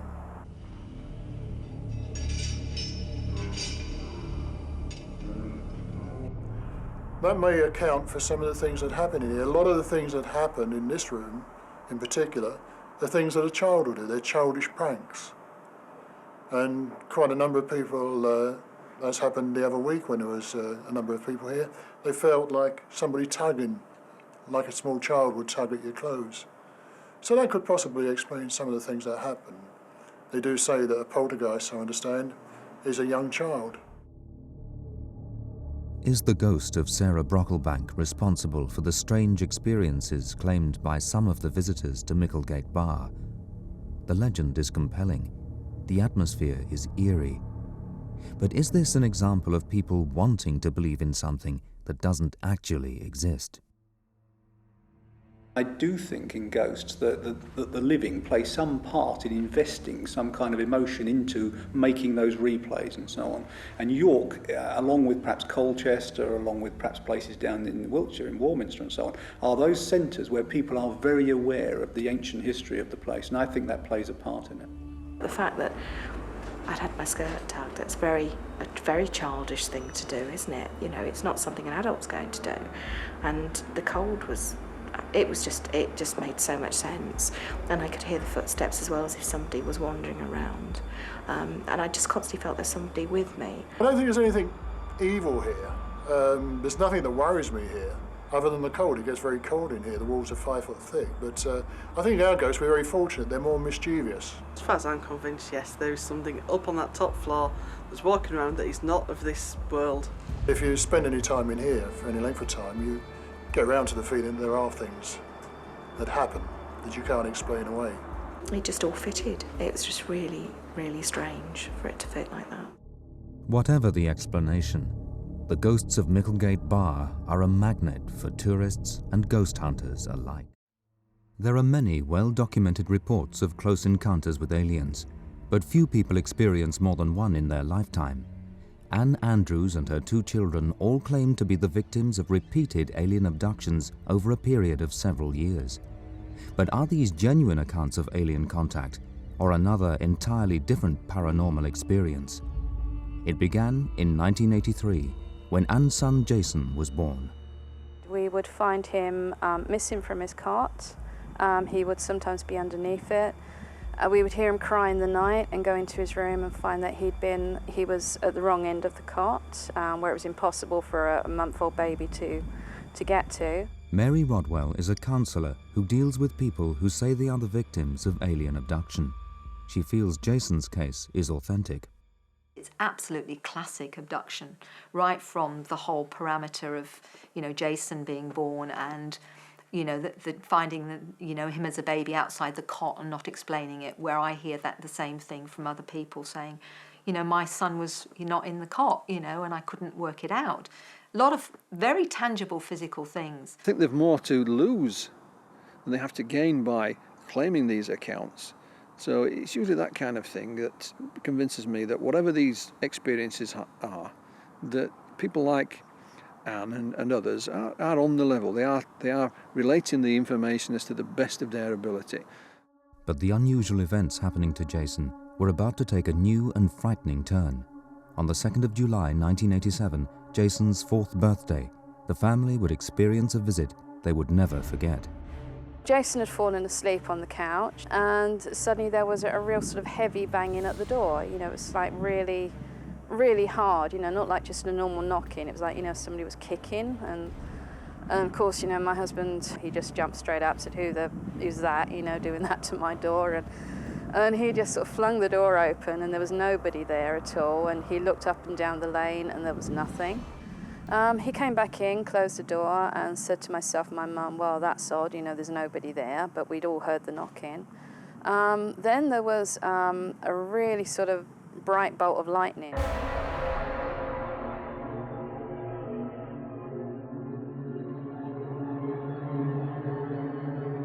He just opened his mouth and just started spewing out all these fantastic numbers. It was just like a computer.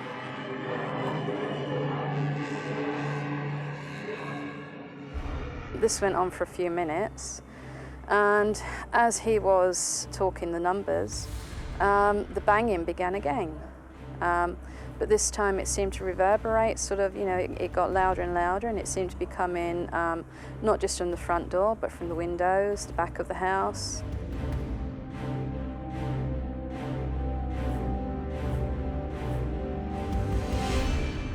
Jason just seemed to get up from the couch and he walked over towards the door. My husband restrained Jason and he just literally looked up at my husband and just said, "But I have to go, they're waiting for me."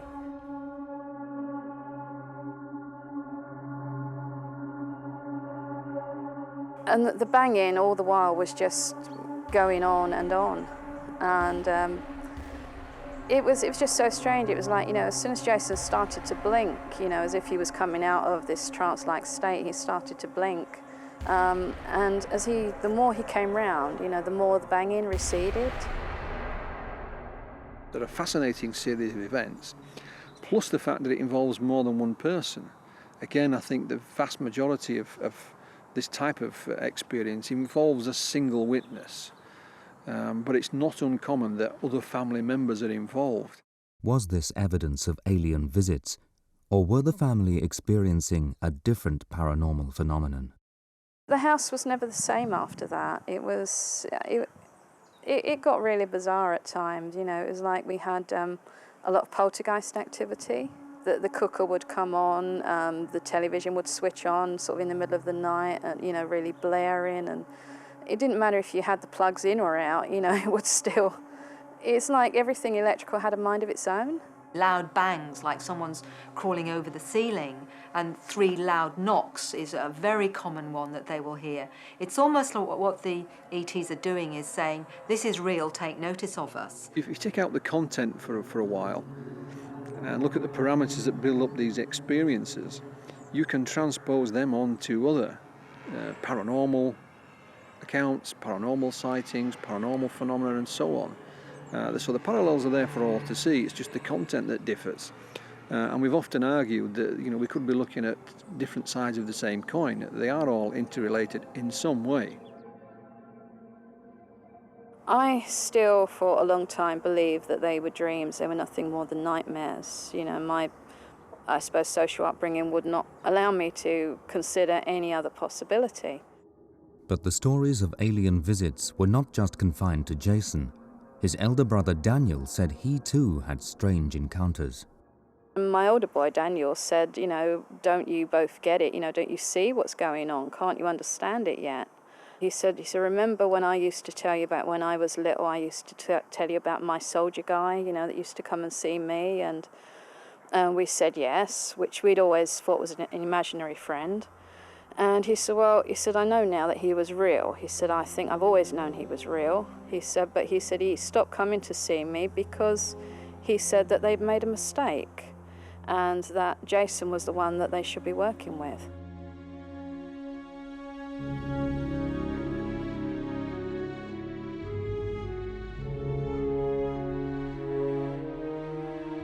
We were talking to experts in the UFO field.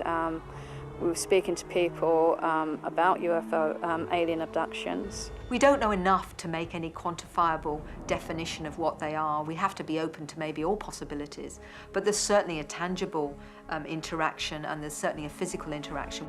Jason always described the same scenario. He will be lying in his bed. He would first of all notice, like what he always referred to as the big one, would rise up through the floor at the foot of his bed.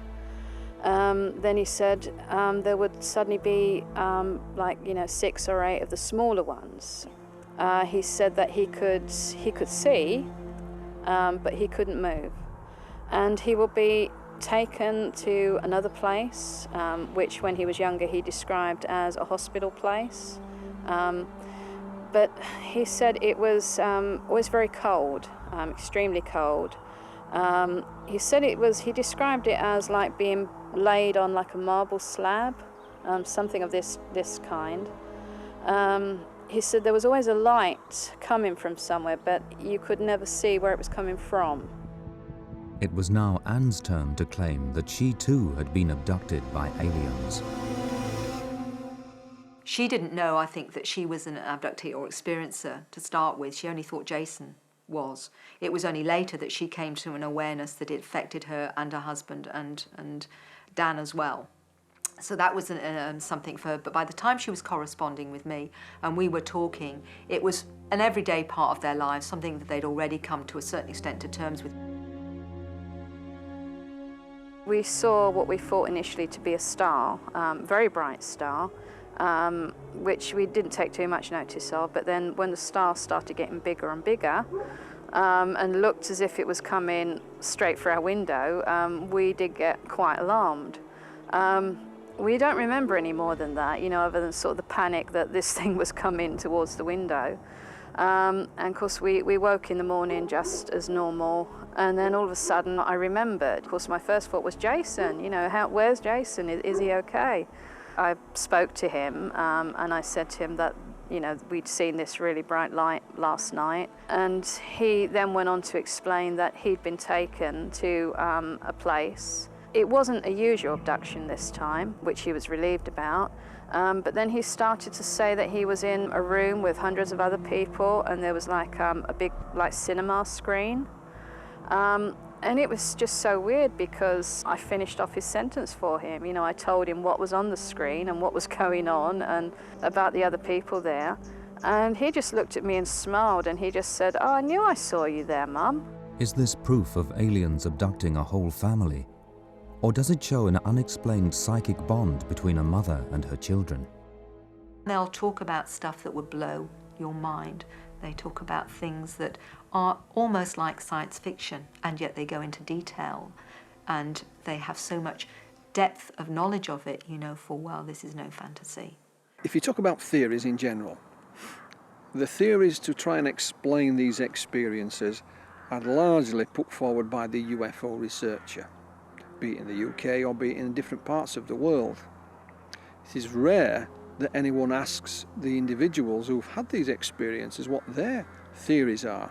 Now, I've done this recently, very, very recently, to a small group of known abductees, and I've asked them what they believe was the nature and origin of their experience. And surprisingly, not all of them said extraterrestrial. Some believed that they were actually having some kind of spiritual experience. Some indeed think this was ET related, whilst others thought it was some kind of paranormal phenomena. So when it comes to theories, the most popular and the most romantic, if you like, is that we've been visited by extraterrestrials who are conducting some kind of experiment. But it is by no means the only theory. People always ask how we deal with this situation. I suppose it's like the realisation hits you that there's nothing you can do about this situation. If Jenny is right, and we are reincarnated over and over again, that has a tremendous bearing on the way we lead our lives and our future lives as well. A very strange object was seen by him, and today it stands the test of time of one of the most bizarre incidents in the world of ufology. These stories are some of the strangest experiences ever described in the UK. We can't tell if they're true, but they are all recounted by ordinary people. Now they are your witnesses.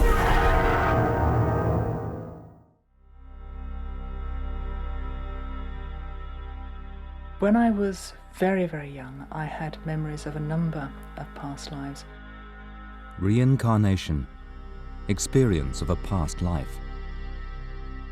A genuine paranormal experience? Or a trick of the mind?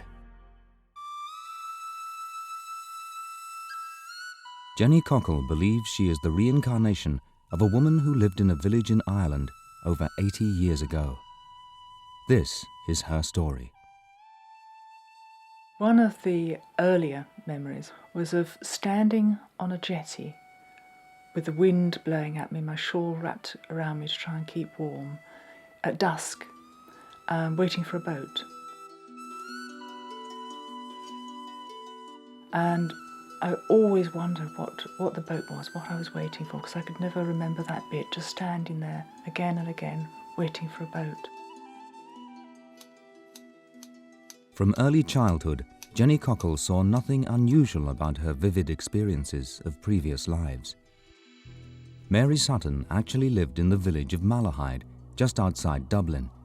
Jenny believes that she was Mary Sutton in a previous life. One of those lives, certainly the strongest of those lives, was as Mary, a mother of 8 children, in Ireland. Husband, I remember, working on some sort of building work, and the time period was from just before the turn of the century until the 1930s. She was getting on for 4 the first time I discovered anything about this. She'd gone off to the little local Sunday school with her brother, and she came back, and I was at the sink washing up or something like that, and she came and perched on a high stool at my side, and I said, "Did you enjoy it? What was it like?" Oh, she said, "Yes, it was very nice. I enjoyed all the singing," but they kept talking about life and death. Nobody said anything about what their last life was like, what they remembered of it. And I just said, well, no, it's actually, a lot of people, this isn't something that everybody believes in or understands. It's called reincarnation when it happens, and it's not generally accepted. I reached the point where I realised that other people weren't talking about their past lives, and I wanted to know if it was because it was private and you weren't supposed to, or what was the reason. So I started talking to my mother, and then, of course, it was described to me as a belief rather than a reality, which I found very confusing.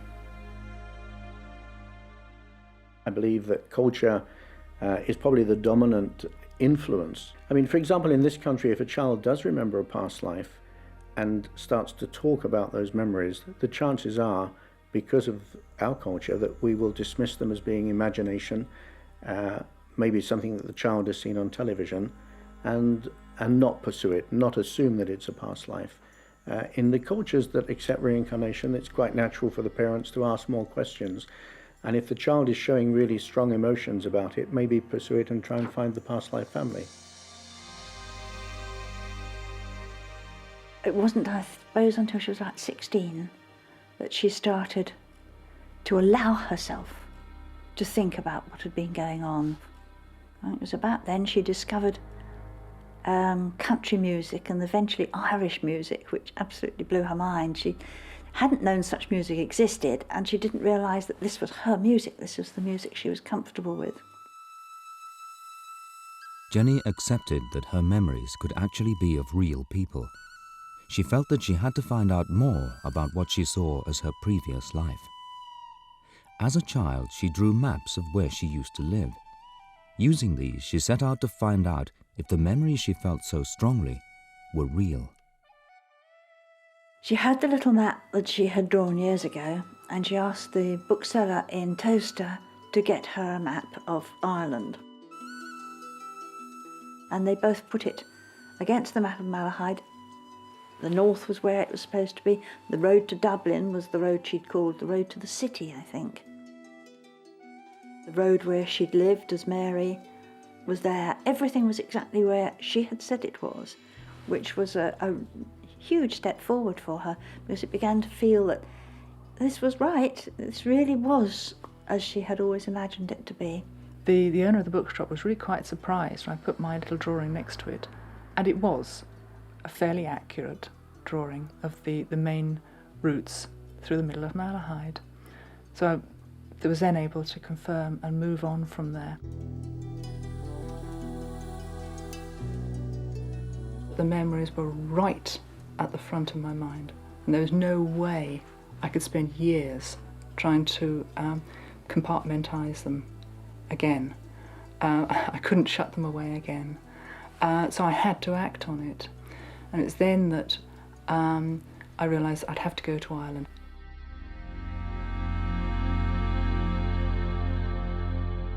Jenny now knew that the answer to the mystery lay in Ireland. She had to find the village that she believed had been her home. When I went back to Malahide, and I say back to, it was the first time I went in this body, but I was able to walk around through the village, recognise things. There's a sense of belonging, that it was, or had been my home. It was like going back to my hometown. It was very easy to feel comfortable in Malahide. Once I was able to find where the cottage was and confirm that these were real people, as I had always thought, all the self-doubt was washed away, and I was able to then trace the family. Mary Sutton's short life in Malahide ended tragically at the age of 37. She left behind 5 young children who had to fend for themselves.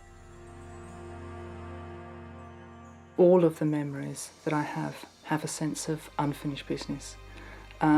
Certainly the main thing with the life in Ireland, which finished early, was that is the separation from the children, not knowing what had happened to them, the sense of failing in my responsibility. So it was a sense of failure and guilt that carried over that I could not come to terms with. In Jenny's case, the motivating emotion was this feeling of unfinished business, and as she progressed in life and got near to the age when she died, that sort of peaked. Mary Sutton's children had been separated shortly after their mother's death. Jenny's extensive research finally enabled her to trace the family and bring about a bizarre family reunion. Strange when I met the children all together. I mean, they were in their sort of 60s and 70s by then. I didn't really recognise their faces very much, except Christy looked the image of his grandfather. Their characters. Frank was still very quiet and shy, and I still felt very protective towards him. It was many months before the family could begin to accept Jenny's incredible story. But after those first few meetings, her deep and intimate knowledge of their childhood seemed undeniable. They would be asking me, the younger ones would be asking me where the windows were and what room they were in, and were quite happy for me to explain where things were. They were accepting that I did remember the cottage. Sonny, the eldest son, I think was a bit taken aback by the whole thing. And in the end, he was completely convinced. He said, this woman knows things that only I know and only my mother knows. In fact, 1 or 2 things nobody else, even his brothers and sisters, didn't know. 1 or 2 of the things really took him by surprise, because there were things that nobody outside the family knew about. Nobody outside the family knew that they were poaching, certainly didn't know how they were poaching, and the detailed descriptions of where they managed to trap particular animals. So he really was quite shocked by 1 or 2 of the bits, and would turn to me and say, but how could you possibly have known that? She's not somebody that is really trying to push a belief in reincarnation, not even on her past life family. But she is saying to us, I came into this life with these memories. I've pursued them. I've uncovered my past life family. This is something that maybe affects us all, that we are all souls on a journey. And for that reason alone, I think we should be looking at what she told us in some detail and contemplating the implications of that. If Jenny is right, and we are reincarnated over and over again, that has a tremendous bearing on the way we lead our lives and our future lives as well.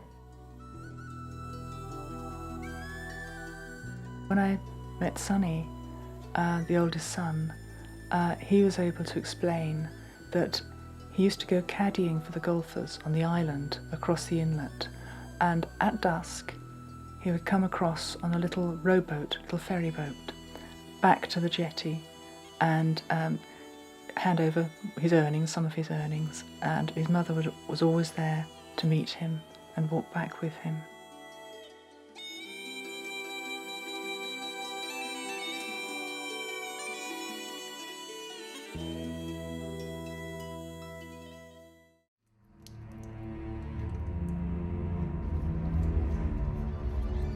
I was actually standing at the kitchen sink peeling potatoes. I saw this, it was like a big orange glow, or a glowing light in the sky. It was way in the distance, away towards the west.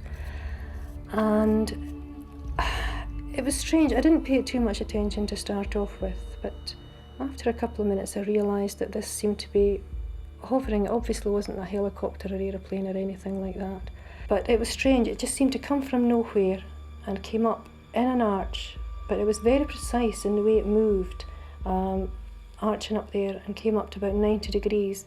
When it got up to that point, as it started to move away again, another one appeared, just took the very same flight path, and then a third one appeared. There's no way any helicopter or aeroplane could have possibly moved like that. Something I've just never seen before. Don't suppose I'll ever see it again either.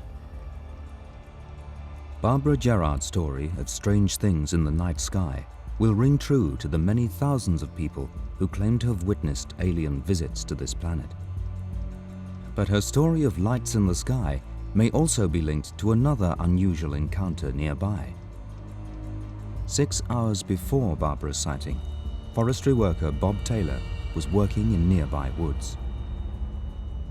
This morning I was doing my usual work at Document Hill. I walked down through the wood. Eventually we come to a clearing. I just couldn't believe what was in front of me when I turned the corner into this clearing. Bob described the craft standing in the clearing as a huge dome with what looked like windows and a large flange around the outside.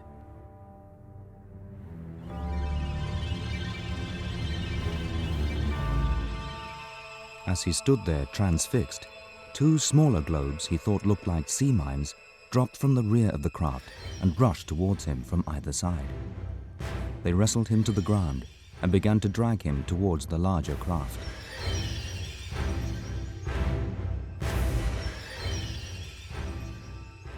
After that, I can't really tell you what happened. I just passed out.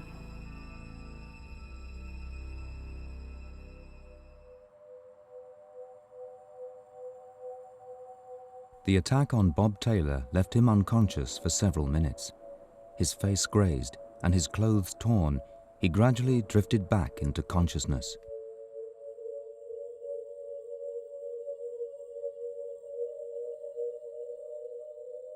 Bob could not recall what had happened to him. Exhausted and disorientated, he staggered home and managed to alert the police. With no other witnesses and no explanation for his condition, PC Bill Douglas of Lothian and Borders Police was treating Bob's experience as a case of assault. I went to see Bob on the Sunday at his home, and I could see he was still a bit shaken by his experience. But I asked him, "What can you tell me about this stupidity?" And I got a straightforward reply. He says, "I might think it was stupid, but something certainly happened up there." And I believed him, because all I was looking for was a reaction. That I believe what he told me was quite true. During the interview, I was quite taken with him. He wasn't trying to enhance the situation. He walked down to this clearing, stood there on that point, and in front of him was this craft over there in the trees. You could see it. The bottom was a spherical, with a rim like a saucer around it, and the top was dome-like, but it was translucent, so he couldn't really get a good look at it. And while he was standing there, these 2 machines, or robots if you wish, came from the rear of the machine and circled around him. They had like hooves on some of the legs and hooks on the others, and they grabbed either side of his trousers and gripped him by the thighs and pulled him forward to such an extent that it pulled him off his balance, and he landed down on the ground, and they started dragging him towards the craft over there.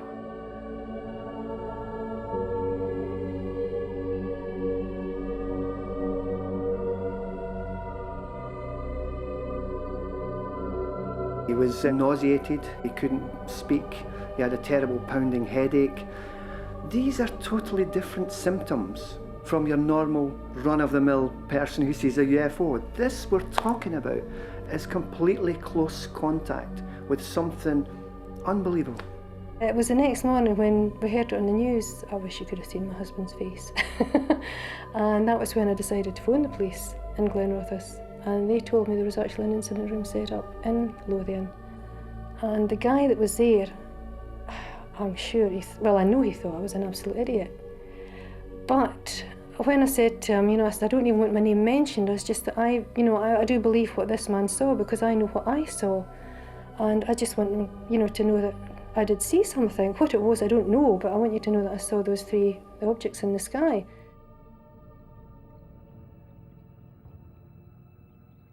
Barbara's story was unusual, but police were astonished by Bob's experience.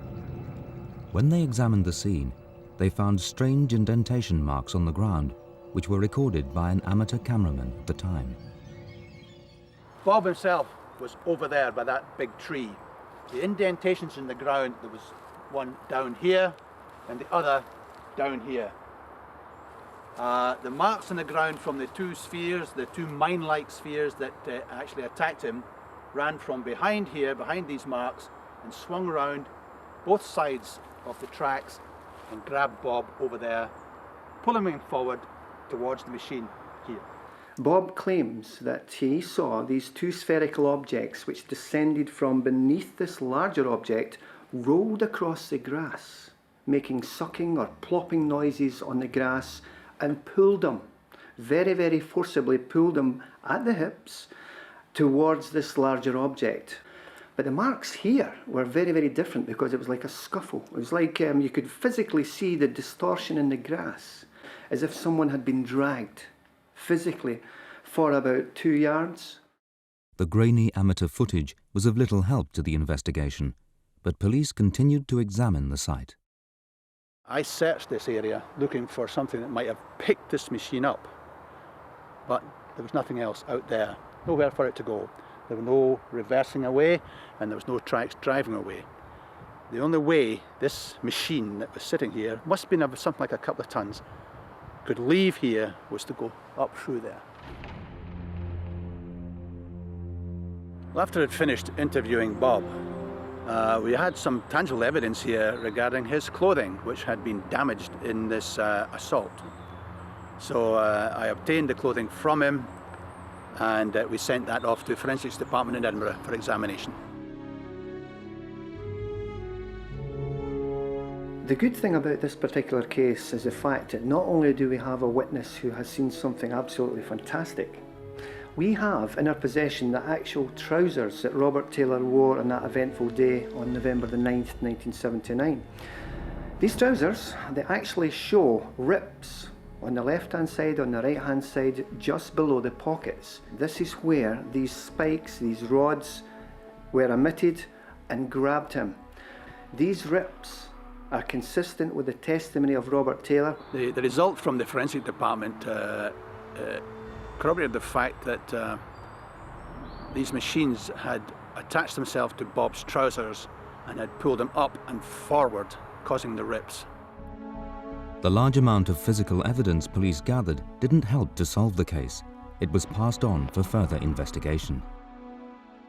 The case was considered serious enough for CID to take over, so all I had to do was make out my statement and my sketch of this location here and submit it to CID.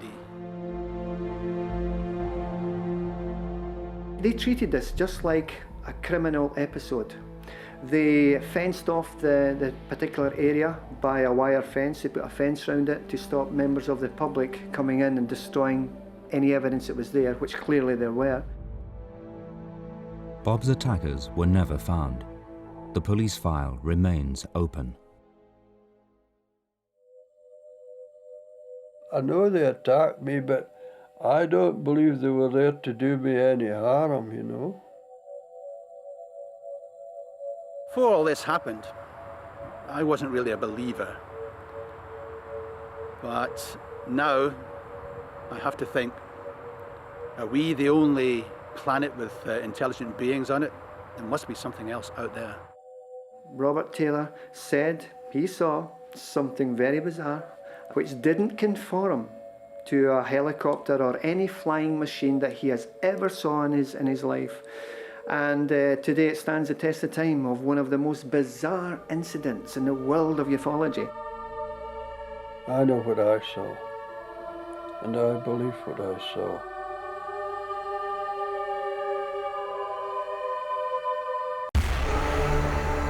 What was it, Ian? If it wasn't a ghost, what was it? She bears on them very quickly. She turns quickly with this hideous face. There are two spirits in this building, I believe, but the one down here is not at all friendly.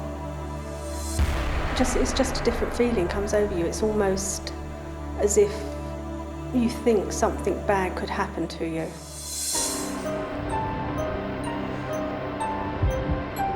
These stories are some of the strangest experiences ever described in the UK. We can't tell if they're true, but they are all recounted by ordinary people. Now they are your witnesses. Bluebell Hill in Kent, a local beauty spot that harbours a mysterious secret. Over the last 30 years, there have been over 20 reported sightings of ghostly figures in the roads around the hill. A road ghost could be any kind of ghostly activity that manifests on our roads. That could include vehicles, people, even animals. The first recorded sightings, which are really nothing more anecdotes at that stage, begin really in 1967. This is 2 years after a fatal car crash on the hill in which 3 young women died. Thereafter, there was one in 68, a prominent one in 74, and pretty well a gap up to 1977, where we have another named witness encounter. In the earliest reports relating to Bluebell Hill, involving the phantom hitchhiker, the girl who would wait by the roadside, she was a young woman, often described with fair hair and light clothing, a Macintosh, something of that nature. And the earliest reports describe her entering the car and describing excitedly the wedding that she was going to be at the next day. She's due to be married the following day. In some other versions, it's been a supposed bridesmaid talking excitedly about her friend's wedding. But Ian Sharp knew nothing of these reported sightings as he drove home late one night in 1992. Coming down Bluebell Hill, he thought he saw a woman in the road. When I first saw her, she was standing in the centre of the road by the crash barrier, just standing there. And I was driving down, I was doing about 50 miles an hour, and as I saw her, I started to brake, and then she just sort of, not run, but a fast walk straight out in front of the car. And I hit her, and it seems as if everything went into slow motion. She went under the car, and as she went down, I hit her on the left, on her left-hand side, and as I hit her, she was looking at me, eye to eye, straight at me. Ian jammed on the brakes, but when he got out to help, the woman had vanished. Who or what had stepped out in front of the car? He went straight to the police to report the accident. When I came back with the police, not knowing anything of this accident that happened 27 years beforehand, I was still convinced there was somebody laying somewhere, and we had the police had torches and they were looking all around and couldn't find anything at all. And it was the policeman then who told me it's another sighting of the Bluebell Hill ghost.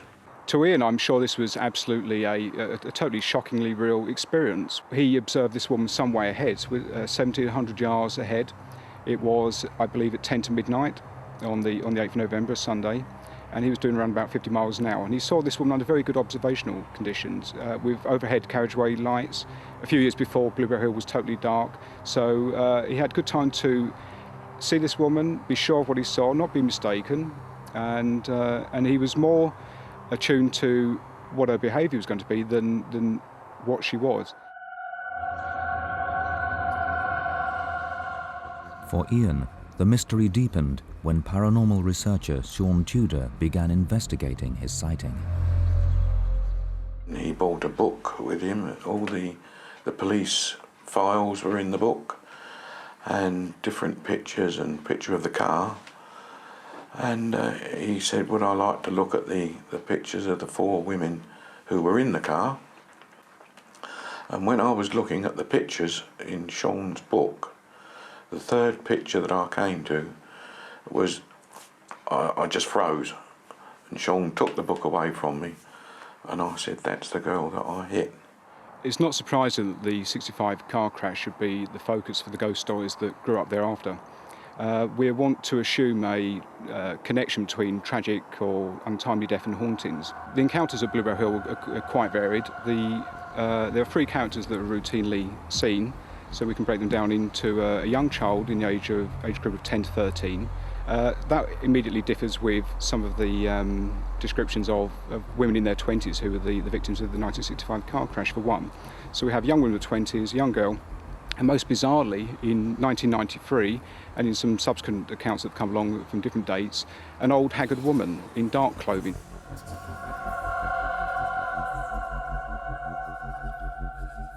This is a character who's hunched in the middle of the road, waiting for the vehicle in a similar manner.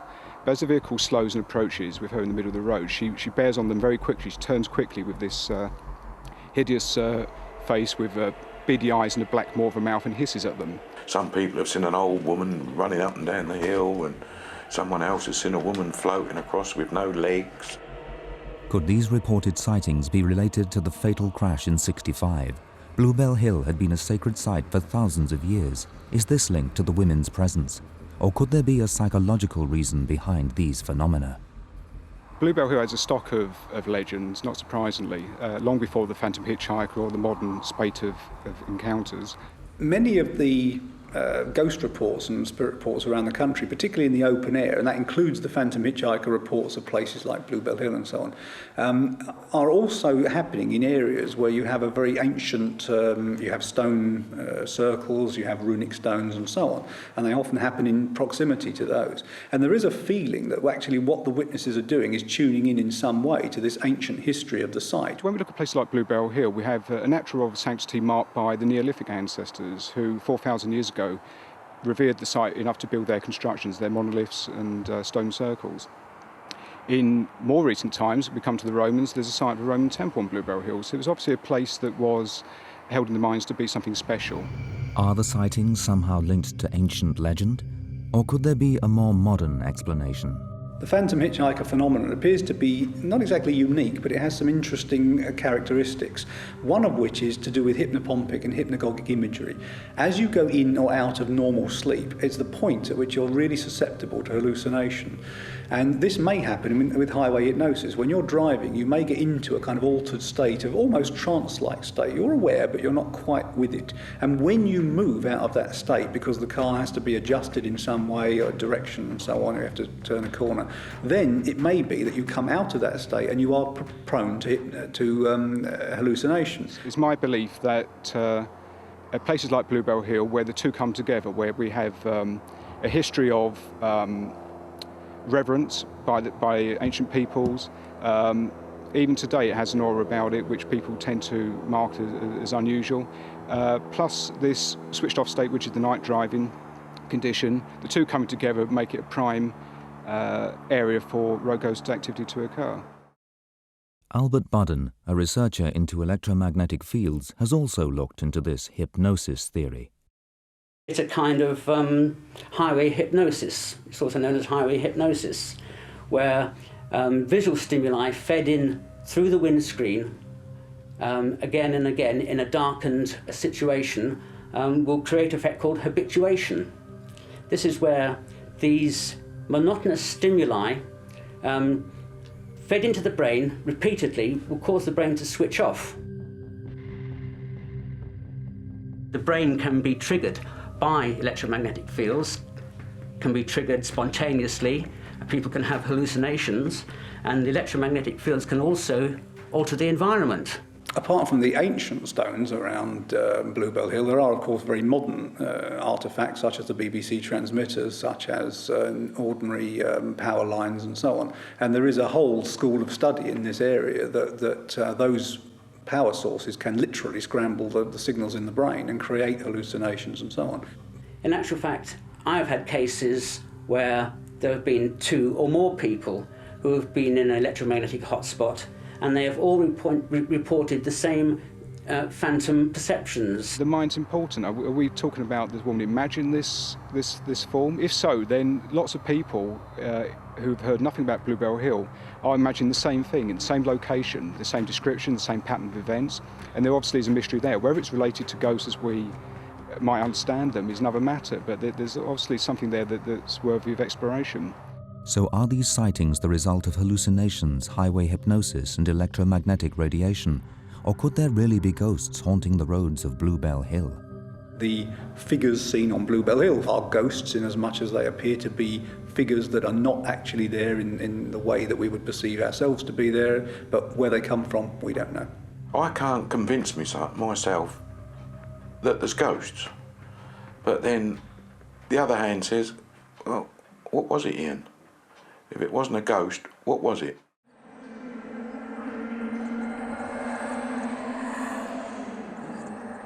In 1995, a small group gathered in this suburban London house to try and discover the cause of a series of paranormal events.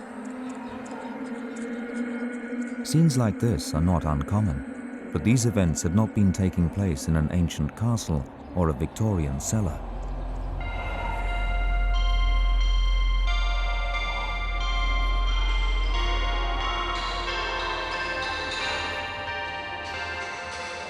The manager of the nursery at this community centre in an ordinary London suburb wishes to remain anonymous.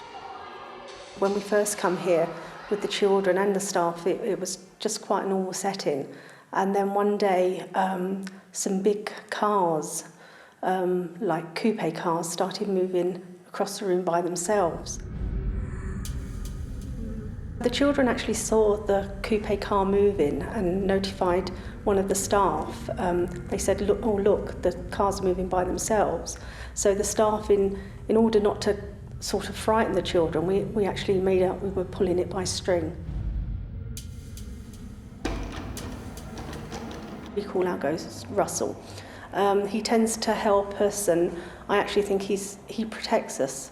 I mean, there's been burglaries here where things have been on tables ready to go out the door and nothing's been taken.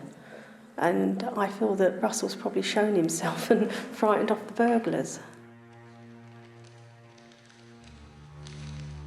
Workers at the community centre soon accepted the strange but harmless occurrences. They even nicknamed the friendly ghost Russell, thanks to the frequent but unexplainable sounds of rustling paper.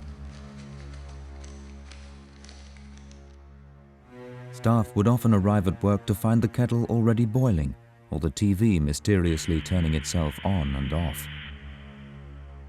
Once we saw that there was a frequency of what was happening, we started doing a log of dates, times, and incidents that were occurring. We would put the day, the time, and there was lots of different incidents, from the cars going around the room to noises to what sounded like tables falling around the building, and you'd go into the room and nothing was there.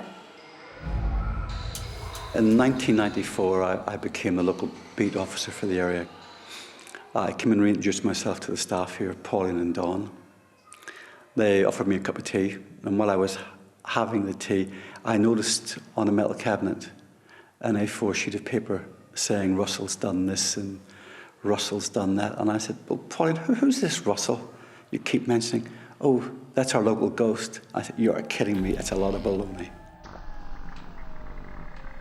Very, very skeptical of all of this, you know. I didn't believe any of it.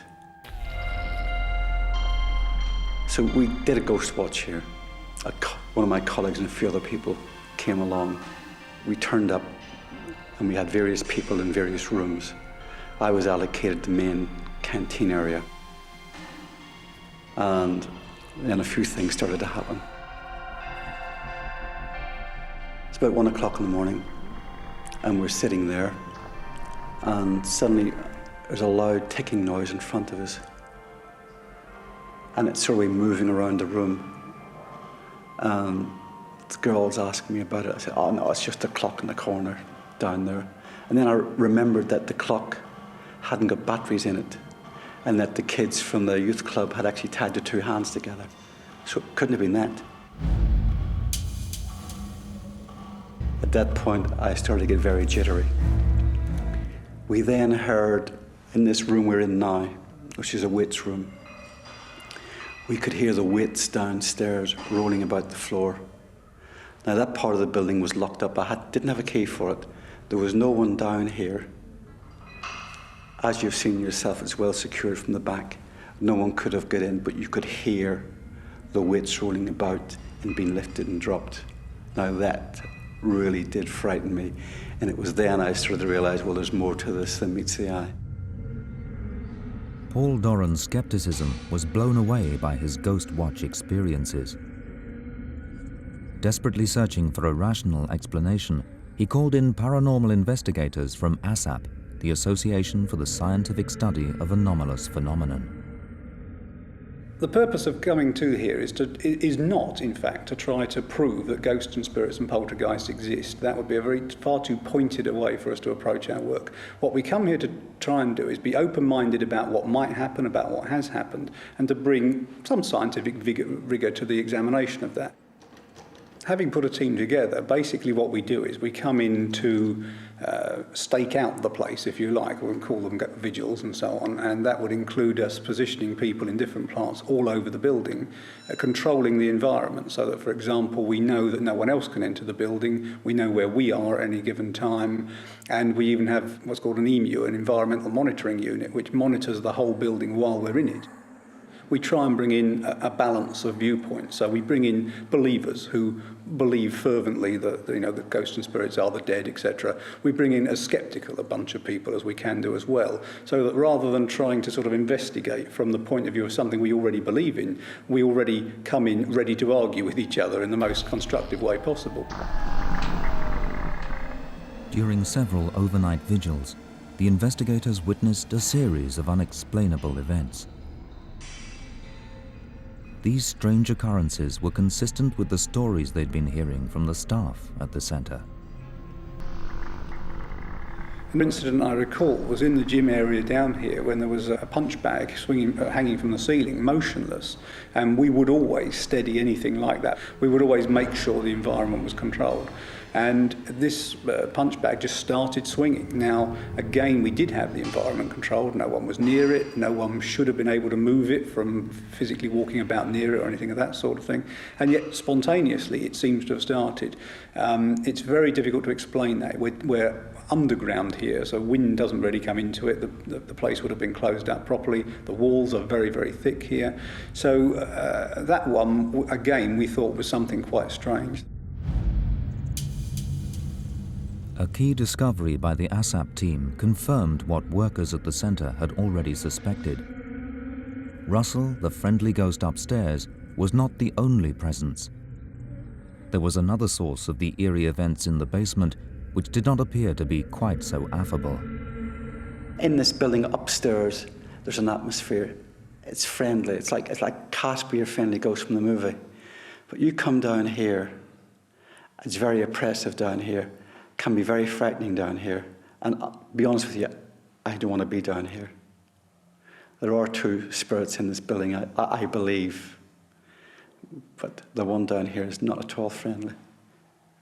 When you go downstairs, it's just a different feeling comes over you. It's almost as if you think something bad could happen to you.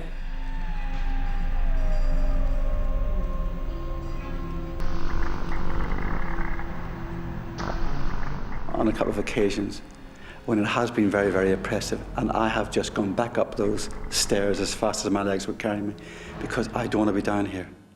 I do not want to be down here. It's fine being down here with a lot of people, but being down here, one or two of you, when you walk down those stairs and you come into this room, or you go into that boiler room, and the temperature drops, you know there's something wrong. We decided to do a Ouija board. The reason of this was to try and find out who actually was in the building. They cajoled me into taking part, and I thought, yeah, well, fair enough, I'll sit down here with them. So I sat down with them, thinking to myself, well, I'll see who's pushing this glass around this board the hardest. That was my whole idea, was this is going to be a hoax. Sat down, and suddenly they've started the ball rolling, and then it comes through a message for Paul, and I'm going, yeah. And then we just said, well, who is it? And then suddenly that glass took off, and it shot across that board, PC149Q. My best friend in the police had died a few years before, and that was his shoulder number. Now, no one around that table or in that building at that time knew who he was or what his shoulder number was. And at that point, I jumped up from the table. I'd gone pure white. I was shaking like a leaf. I grabbed hold of a metal cabinet that was there, and I just held on to it until I stopped shaking. And I refused to go back into that circle.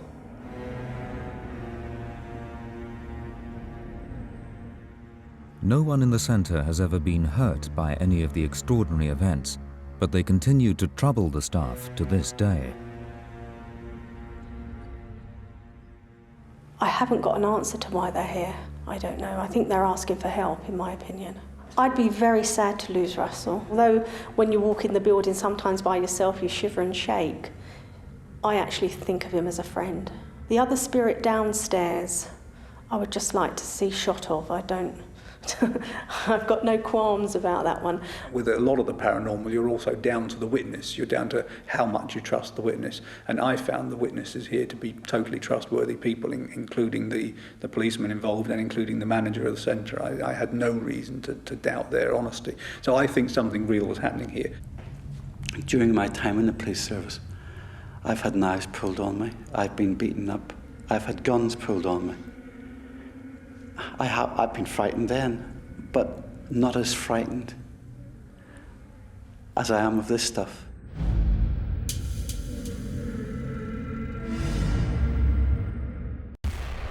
I ran up the hill after him, but when I got to the top, it disappeared. They're not really there in any spiritual or intelligent sense. You know for a fact that you put them there, like keys or something like this, and you'd go back to the place and it wasn't there. The sobbing, the crying, the lights being turned off, glasses being broken.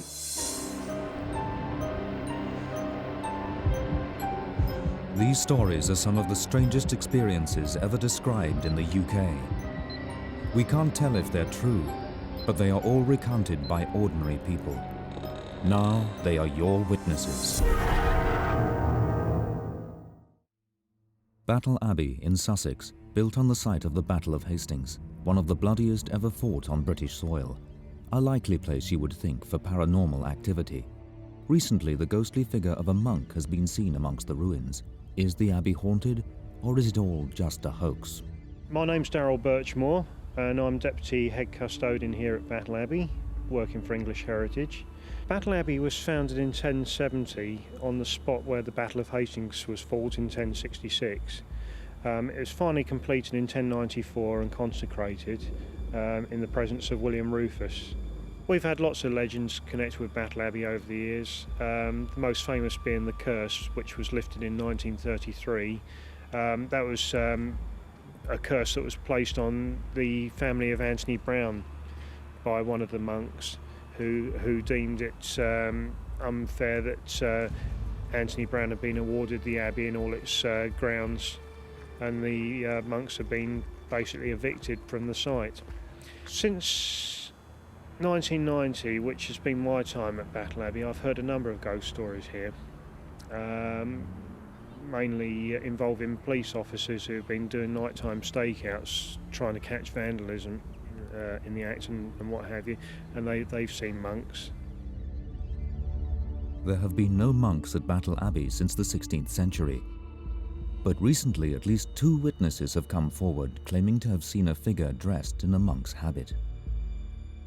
Earlier this year, June 2002, we had a school party on site. Nothing unusual in that. We have loads of school parties, but this particular one, it was Sutton Valence School from Maidstone in Kent, and one of the teachers and 2 of her class actually witnessed a monk outside the Undercroft. It was about 11 o'clock because we'd arrived there, we'd walked around the battlefield, and then we'd walked around the Abbey ruins, and we were then trailing back in groups to the shop before we settled down for our packed lunch. It was a very, very short time we saw him for. We were walking straight ahead and he was to our right, and he was walking towards us and then turned into a doorway. So he would have taken maybe 10 paces that we saw. And you know, I would have thought I'd had too much wine the night before, I think, if it hadn't been the fact that 2 children saw him with me.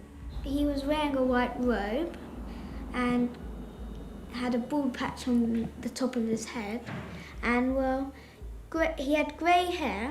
He looked really real because at the bottom of his robes you could see where his legs were touching it when he walked. His robes did move, they flowed, and they were so clean. He was immaculate, really. Actors do dress in period costume at the Abbey, but never as monks.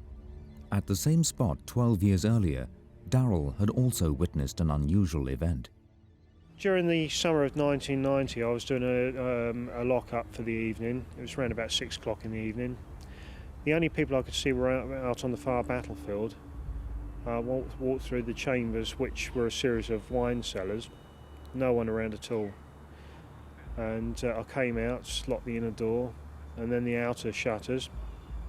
And suddenly, there was a banging from inside, real banging, as if someone was trapped inside. I opened up the door, no one there, so I locked up again, ran back to the shop. My colleague, who was deeply religious, looked at me, said, "You're joking." And then he saw me again, he says, "You're not joking, are you?"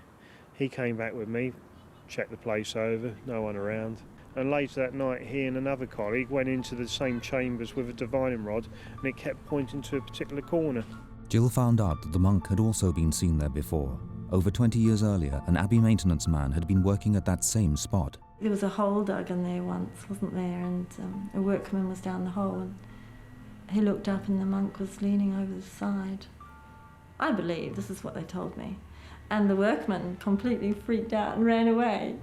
Now, what makes that interesting is that was on the Saxon line of defence, where most of the bloodshed happened on the Battle of Hastings.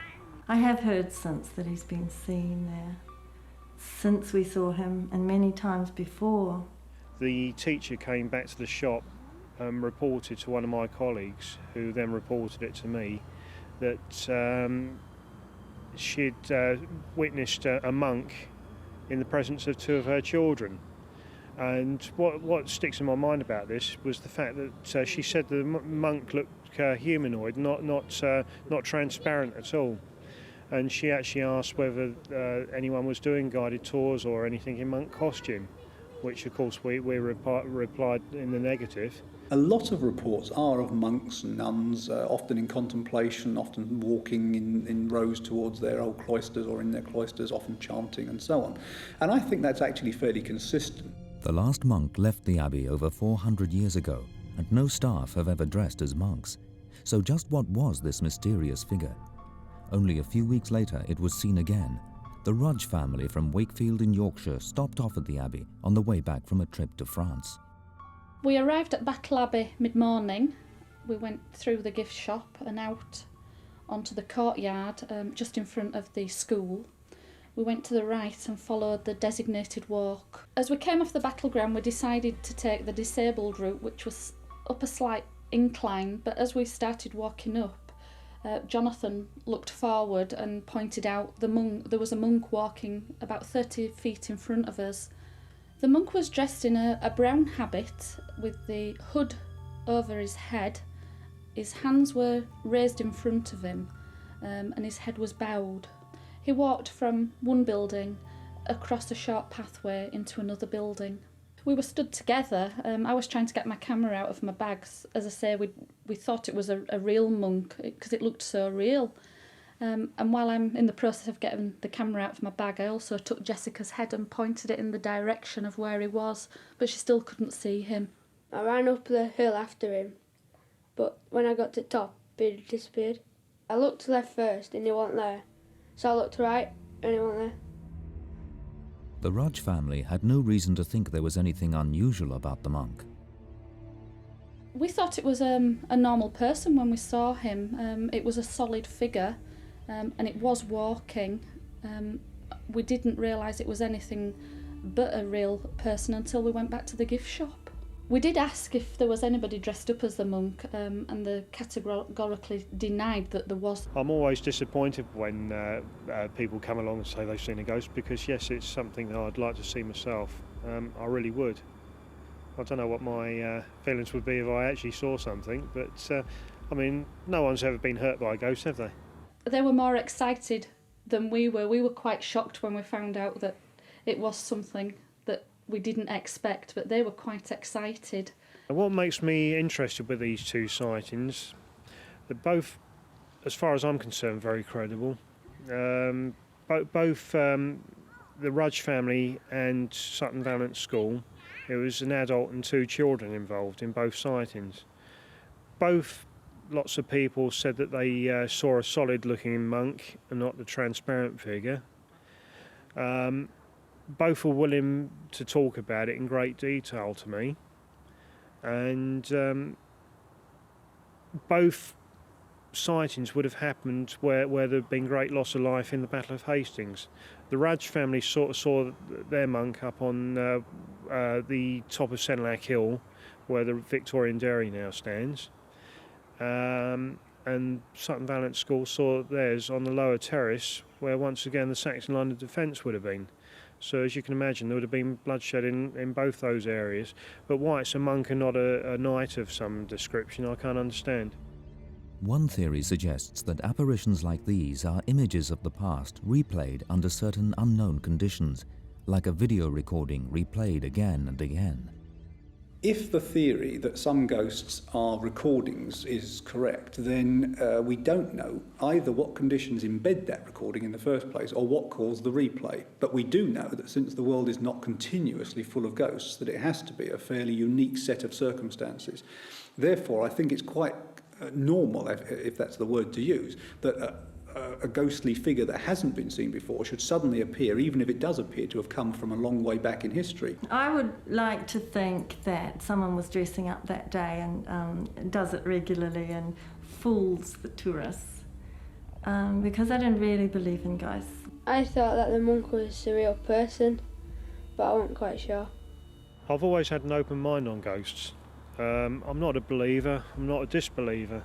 With these sightings, I think they're very credible, and I'm just jealous that I haven't seen something myself. I still aren't 100% sure that it was a ghost, but I'll never know. Could it be a wandering monk with an interest in history? Is it all just an elaborate hoax? Or could this really be the ghost of a 16th century monk returning to haunt the abbey from which he was evicted? The case remains a mystery. Go back to the place and it wasn't there, but then you look a little bit later on and it reappeared. Sobbing and the crying, the lights being turned off, glasses being broken.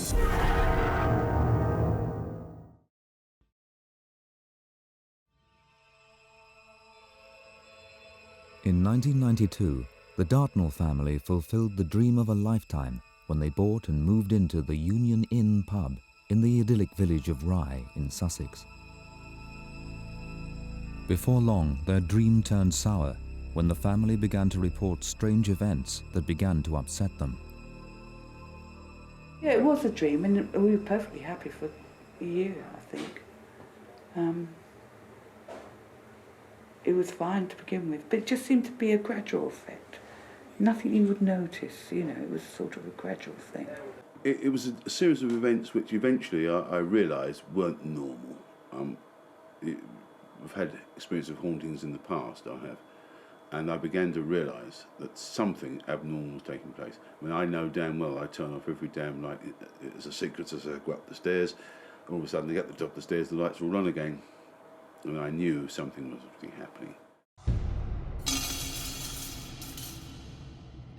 You just put things down and they would move, you know, and you know for a fact that you put them there, like keys or something like this. And you'd go back to the place and it wasn't there. But then you look a little bit later on and it reappeared. And so you would question your own sanity sometimes.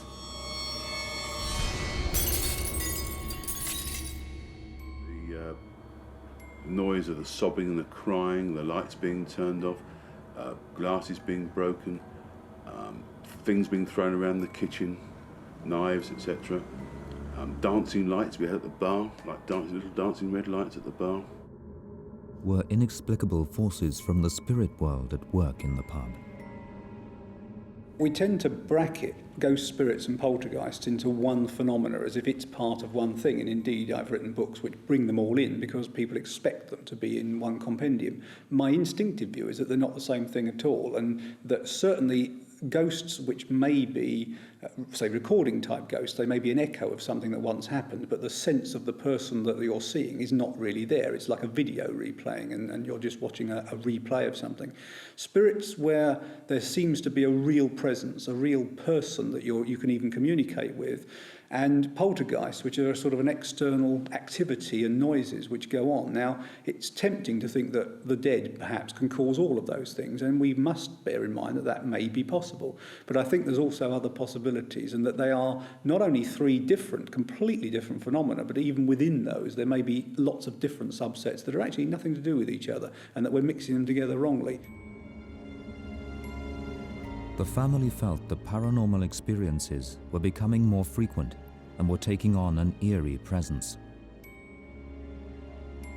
Well, it was like a great big shadow of human shape, the cloak sort of thing, that just came through the wall, came through anywhere at you, but it was immensely cold. And you knew it was there because you could feel it was cold. Also, you felt something watching you all the time. And you look round and as you walk towards the door, wherever you were walking the room, you'd feel the cold spot, and you knew it was there. In a room upstairs, you'd go up to it and you could feel the cold as you approach the room, yet everywhere would be very hot and warm.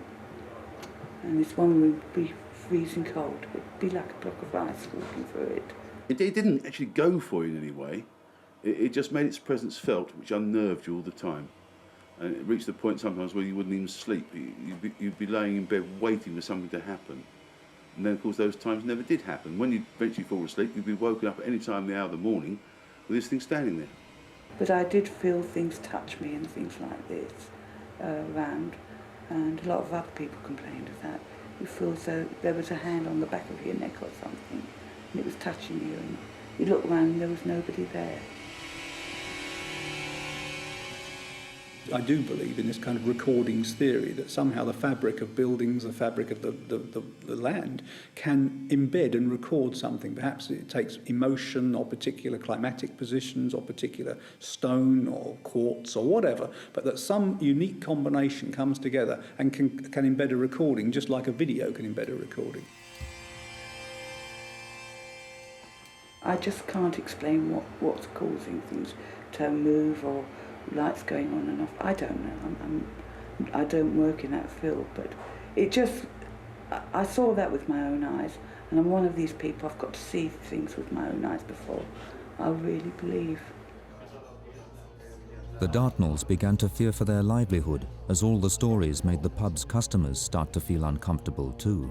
They were sitting in the corner and they just suddenly felt as though there was somebody touching them at the back of their necks, as though somebody was sort of tickling their neck, and it was very sort of sensual.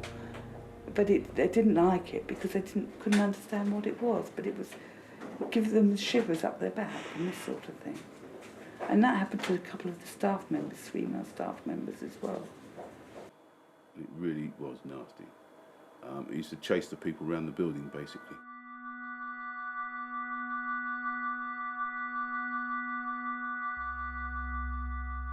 When we're dealing with spirits, I tend to veer to two types of things. One is that it may be an intelligent dead person, or that it may be telepathy of the living, that you create the spirit, or even that you create the ghost or whatever, in order to receive a message, which is actually a telepathic message. So it's all to do with the living and not to do with the dead, perhaps. The problems got worse for the Dartnell family when even the staff started to report strange experiences.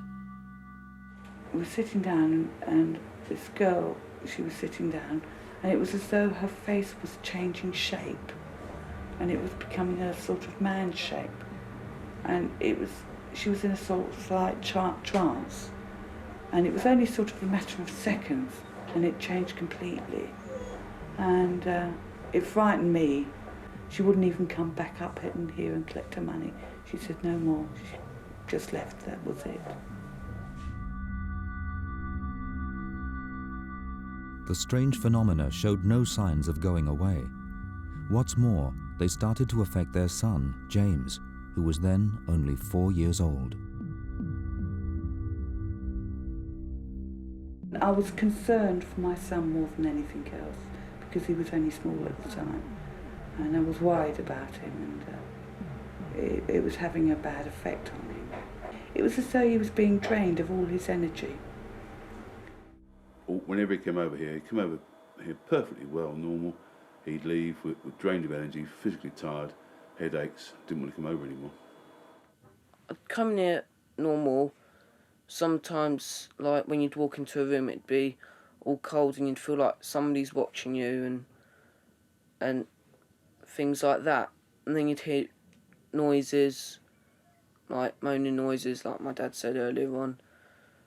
And it was that sort of thing, and then I'd start to feel ill. But as soon as I left the pub and then gone home or whatever, I'd be perfectly okay. It was as though he had a continual sort of flu type thing when he was over there. He had no temperature. He had a normal temperature, but he just felt run down. But as soon as we got him back home, he was fine. But in the end, I said no more, and this was it. Something had to be done, and they got the mediums in. Eventually, the Dartnells called in a medium to help them investigate the eerie events. The medium came and he talked to, I don't know what it was, but he said that there were 3 entities in here. One was a young girl, somebody else, and this man who had a beard, and he was a sailor. Well, from what I can vaguely remember, is that probably when I was little, I imagined it to look like, or I saw it look like, Postman Pat with a beard and a weird sort of uniform. Now the family were running out of options. They called in a team of paranormal specialists, and after many months of research and investigation, they recommended a ritual to rid the pub of its problems.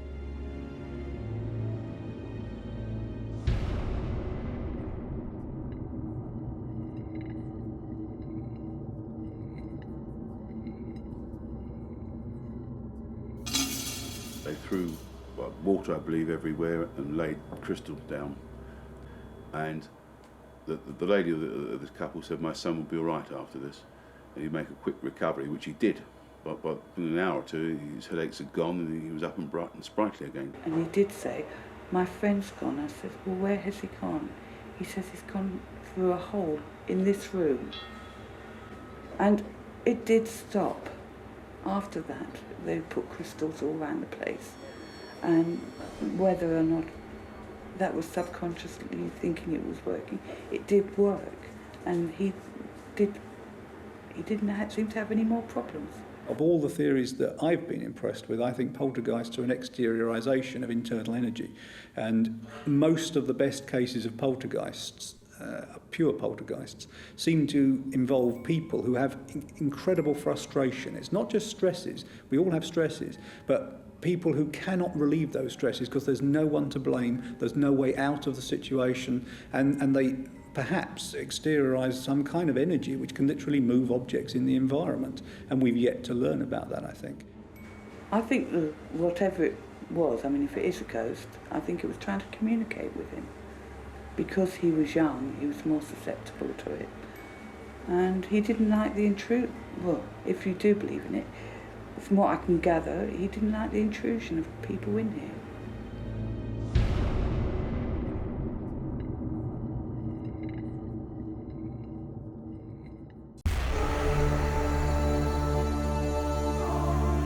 I'm left with no doubt now that you know, there is something out there and that we are being visited. The bells were ringing. There were things happening from the moment you sat down. There was something going on all the time.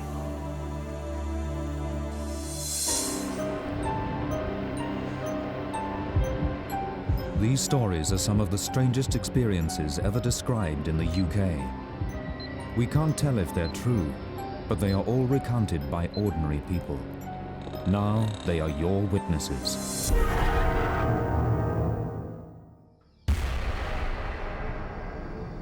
Many people embrace a deep desire to prove their belief that we are not alone in the universe.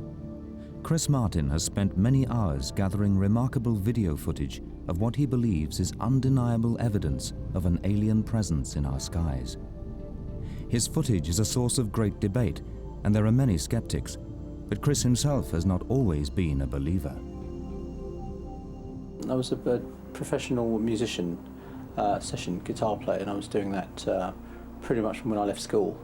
And I used to do sessions for various bands in the kind of rock genre. I did that up until probably about 97. About 1997. That's when I got more involved in the researching the UFO phenomena. In 1996, Chris was introduced to the concept of alien phenomena by his girlfriend at the time, Vicky. It was probably 2 or 3 months into the relationship that she confided in me that she'd had this kind of paranormal side to her existence, that she'd met these entities in kind of dream states at night, and actually physically she'd seen these small figures in her room when she was very young.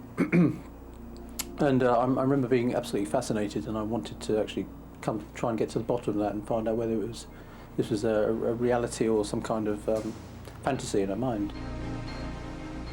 At first, Chris was not convinced of Vicky's claims, but he started to take the subject seriously when he too began to witness strange objects in the sky.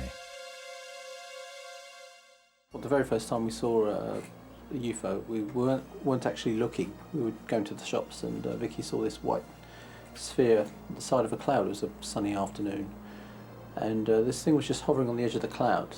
And what was really odd is that it went into the cloud and reversed out. And did this a couple of times. We both stood there trying to work out what kind of vehicle or aircraft could do that. And we suddenly realised that there wasn't anything that we knew of that could perform those kind of manoeuvres, reversing mid-air. And this thing didn't look like a helicopter. It was round and metallic, and that's when it hit us that we were actually looking at an actual UFO. And that was the first time, but it was I'll never forget it. It was amazing. After that first sighting, Chris began to capture many strange images on video of objects in the sky that he believes are alien craft. I popped out into the garden on the off chance to see if there was anything there, and I saw this thing just above the roof, just tumbling. It seemed very reflective. It was catching the light, and I managed to get the camera set up and film the thing. It was probably only visible for maybe 10 or 15 seconds, but it was significant that it looked very unlike a balloon or a bird. Some believe Chris's footage plays an important role in backing up claims of an alien presence in our skies. But for many others, the evidence remains far from conclusive. What's the law of averages here? If you go out and purposely look for something, I'm pretty sure you'll find something, certainly in areas where there's a lot of aerial activity, i.e. London. The busiest airports in the world live just outside London. So it's no great surprise that you can see something and film it in the night sky.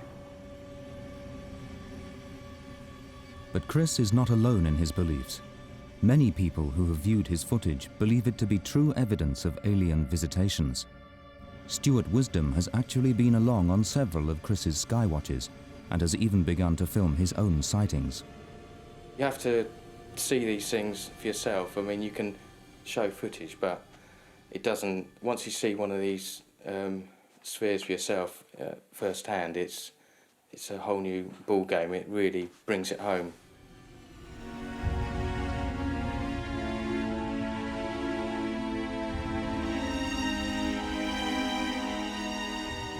This is some of Chris's most intriguing footage to date. As yet, no one has been able to prove whether this is, as Chris claims, an alien craft, or whether there is a more conventional explanation. As soon as I looked at it, I thought this was something very strange.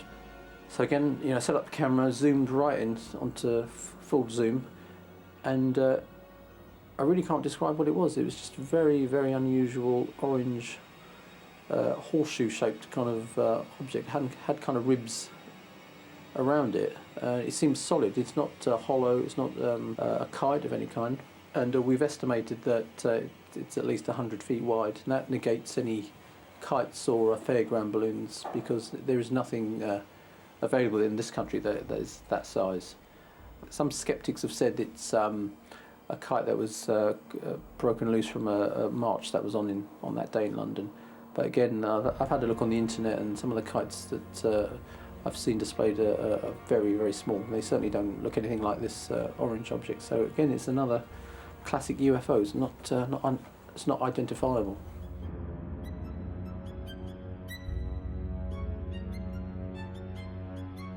Over the years, Chris has videoed so many unusual objects that it appears he has developed an instinct for when and where they might appear. People say to me, well, how do you know when there's going to be a sighting? And there aren't really the words to describe how it is, but it's more a sense of knowing. It's like kind of knowing someone's going to visit you.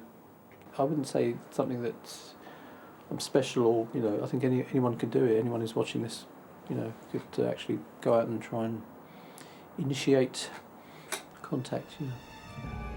Chris's catalogue of footage is undoubtedly intriguing, but with numerous theories that offer more conventional explanations, ufologists like Chris know they must attempt to approach the evidence with an objective and rational mind. There's a great will to believe in a lot of people, and it's a common factor that if someone does have an experience or a sighting, then they're looking for further confirmation, if you like. They'll look skywards. Some people just are content to look, while others, in certainly modern times, use technology. They use the video camera or still camera to try and confirm what they already believe or they've already seen or experienced. And Chris may fall into that category. I'm not saying he does, but he may do. And he's certainly got a sharp eye for this type of thing. So points his camera skywards when he thinks he sees something unconventional and films it. What I tend to do is film whatever I see and then look at it later and then decide if it's something anomalous or not. Most people are not very good at judging distances or size, because if you're dealing with something that's very high up or looks high up, it could actually be something that's very small but very low. But I'd like to think now, you know, I'm a fairly good judge of what I see.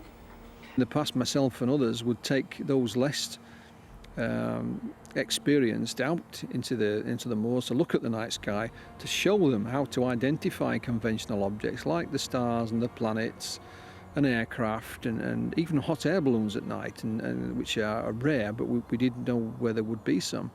So that if they get a report of this nature, they know how to cross it off the list, so to speak. When you film a balloon, especially what I've got, where a helium balloon is highly reflective when it's high up in the sky, but with a helium balloon, it's going to be wobbling around, and it's going to be doing sort of erratic movements. A lot of what I've got, it does seem to be, they're either stationary or they do move in a very, very controlled manner. He seems a very genuine young man, very sincere in his beliefs, and he obviously believes himself that what he's filming is something anomalous. and that's fine if that suits Chris, but I'm afraid I don't share his opinions. I've watched Chris Martin's videos, and with the greatest will in the world, I can't see anything on there that can't be explained in conventional terms. You know, most of them look like balloons of one sort or another with a few mixtures of aircraft thrown in for good measure. And they don't display any non-ballistic motions, they behave just like conventional objects do, and they even look like them. I mean, that's no disrespect to the gentleman in question, but to me they've all got a conventional explanation. I wish they didn't have. I'd like to say that they don't, but they do. Well, I was someone that used to be interested, but now it's something that I feel passionately about. I feel it's something that needs much wider public recognition. I think it's something that the media should really investigate and in an unbiased way. I think it should be much higher on the political agenda. At the moment, it's still regarded as a joke and a kind of a cranks topic.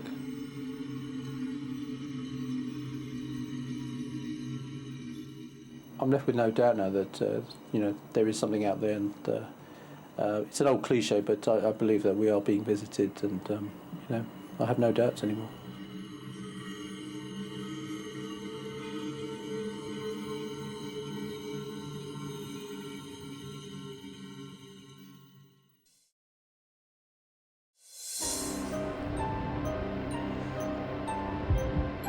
The bells were ringing. There were things happening from the moment you sat down. There was something going on all the time.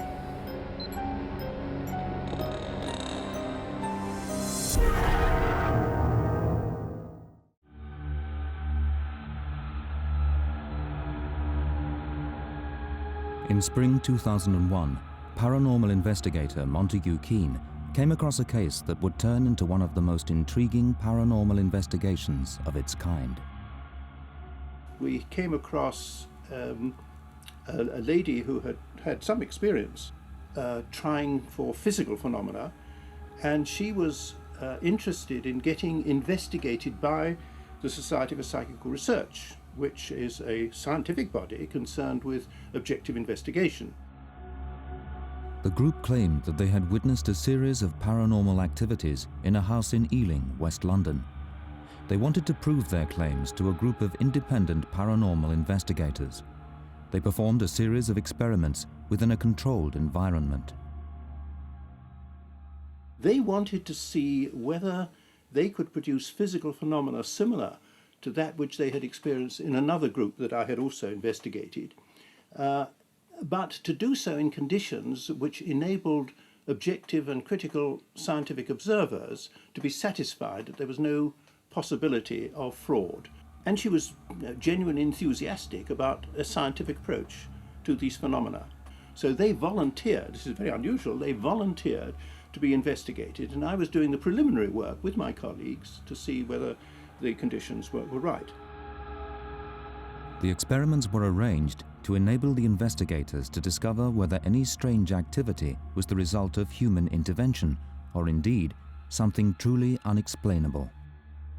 Clearly, we couldn't lay down conditions that they couldn't comply with, and vice versa.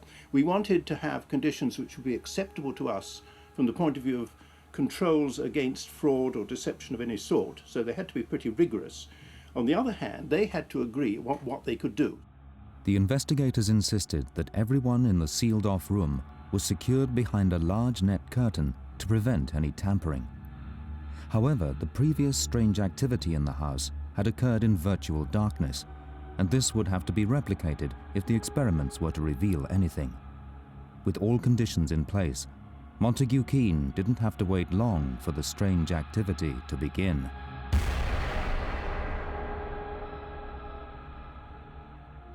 One of the most interesting and exciting things that happened almost at the beginning was that in front of the curtain there was a small table. It's a little pedestal table, only about 2 feet wide, and the table would rise in the air turn over so that it was the top was facing us, and would greet us by just bending down in front of us, one after the other, moving along the road. It was clearly intelligently motivated. This bizarre event was also witnessed by Veronica Ford, one of several observers present at the experiments. Well, as soon as the table started responding to me, I thought, my God, this is real. This is not this is not anyone's imagination. This is for real. After the table had, as it were, greeted us by moving across the row, the table then having been upended in some way, bending itself towards us, it did this gentle dance backwards and forwards in time for the music. I found that incredible because it was up so high, nobody else could touch it. The investigators were truly intrigued by the strange movements of the ordinary objects in the sealed-off room. But in near total darkness, the real evidence remained inconclusive. The observers could hear unexplained sounds and make out movements in the dark. They even felt water spraying around them, but couldn't make out the cause of any of the strange events. Bells were ringing. There were things happening from the moment you sat down. There was something going on all the time. So what could have been causing these strange occurrences? The investigators had rigged up a special camera to try and capture any unexplainable activity on film.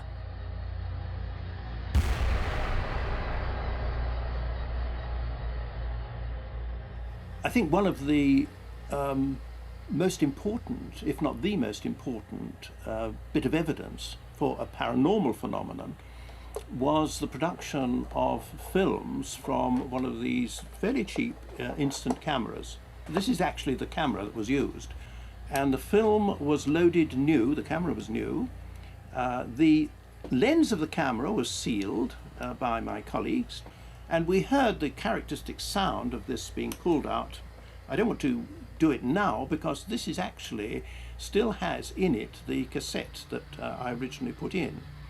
And we know that there was no question of substitution because fortunately these films have on them numbers, each one, and so we pulled out a sample film as a control in order to check that the subsequent film that we found, produced by some form of magic, had the sequel number to it, so that there could be no substitution possible.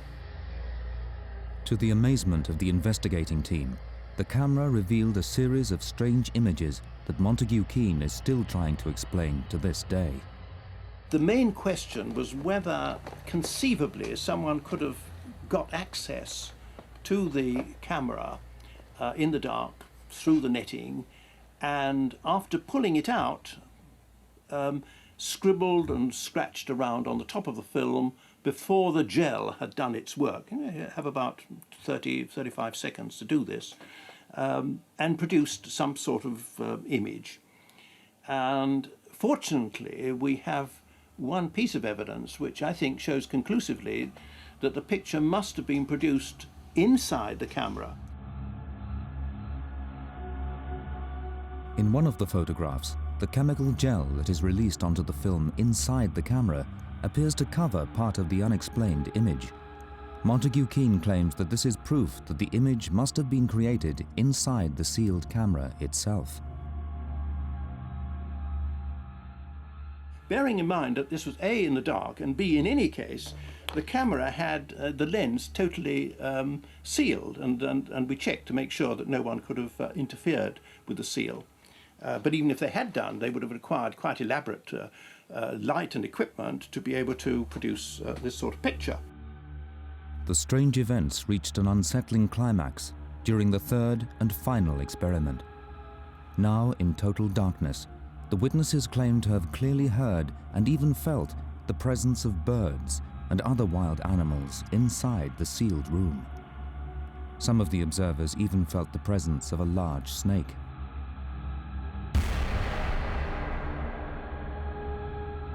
I am terrified of snakes. And even though my logical mind was telling me there wasn't a snake there, I could sense it. And you heard it slithering right up and going up on his lap, and he stroked it. I was so frightened. And I felt ridiculous because I was frightened. And lots of wonderful things happened. And the most spectacular one was when an owl came in and got caught in the netting. And the noise of the netting you don't actually hear owls screaming, but you hear a very characteristic sound. There were lots of birds flying around the room, but the one that got trapped, I don't know whether you've ever heard a bird who is trapped. It is really very traumatic to hear it. And you feel so bad because you're sitting there and you're not helping it. And we all sat there totally helpless, and yet every one of us were distressed because you felt so helpless. It was struggling, it was caught up in the net, and we couldn't do anything. By the end of the 3 experiments, a long series of mysterious events had been witnessed by the participants. Montague Keen was now faced with the difficult task of explaining exactly what had caused the strange phenomena. I don't think we could have absolutely ruled out an elaborate hoax without introducing something like infrared cameras. I think we felt that we had virtually ruled it out by looking at a combination of all of the things that would have had to have been hoaxed. But what made it, I think, impossible was the fact that one of the pictures produced on the second sitting was inherently paranormal, unless someone had managed to get hold of the camera, take it out of the room, remove the cover, have plenty of light, take very careful, precise photographs, put it all back again and bring it back. I mean, this was a scenario which was just simply not feasible. So I think if you take that into account, and then you ask yourself, well, if that is genuine, would all the other things be fraudulent? Would they have gone to the trouble of faking lesser things because they've already got something which is quite clearly paranormal? The answer is that no, and no one in their senses would wish to do that.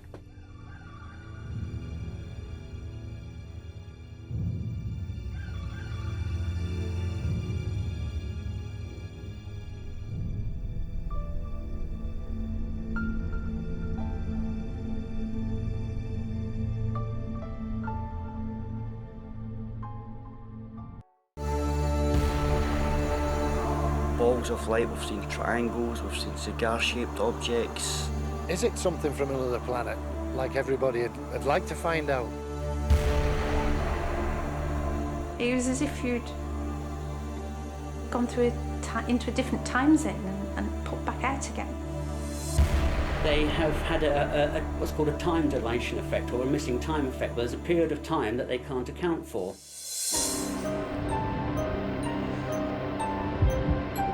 These stories are some of the strangest experiences ever described in the UK. We can't tell if they're true, but they are all recounted by ordinary people. Now they are your witnesses.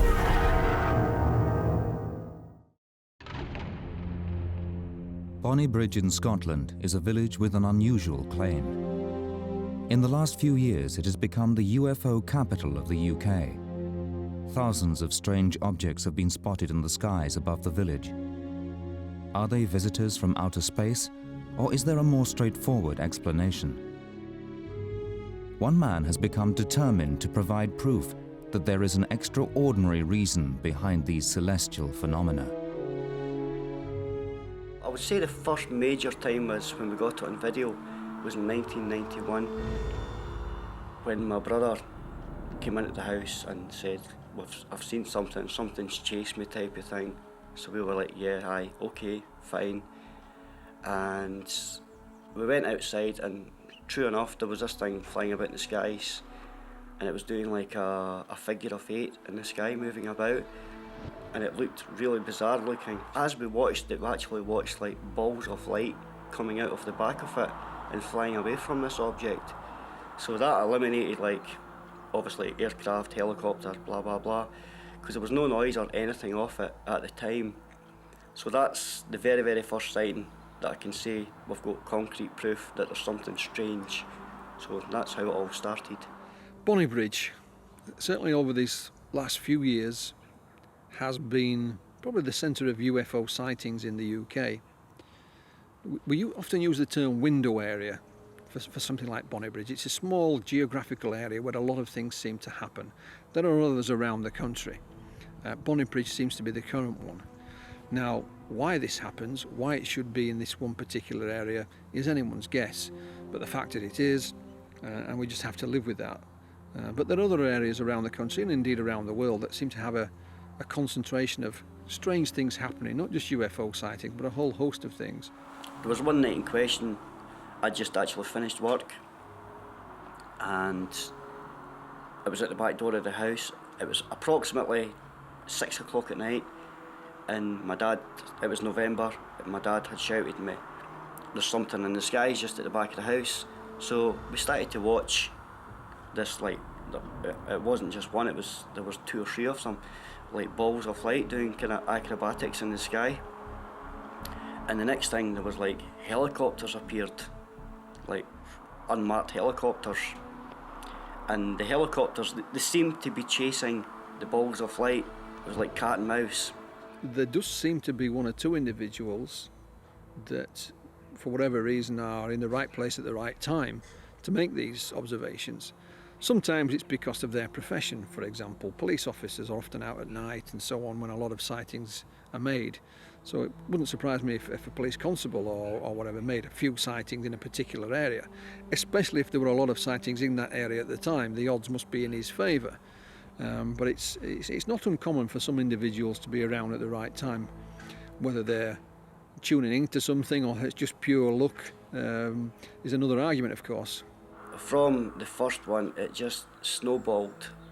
We've seen dozens and dozens within a matter of 6 months or so. We've seen loads and loads of balls of light. We've seen triangles. We've seen cigar-shaped objects.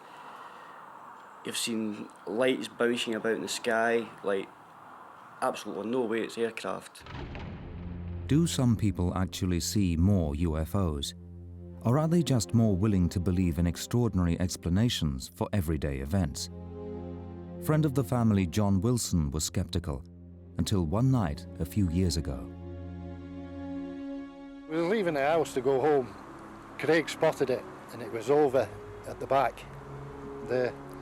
So we all come out the house, and we all walked over to the gates, and there it was.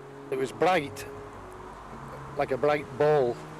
And I mean, nothing moves as fast as that and comes back and goes up and down as fast as that, do you know? So, and then after seeing it on the video, do you know, it does look like it is obviously something that needs to be investigated, you know?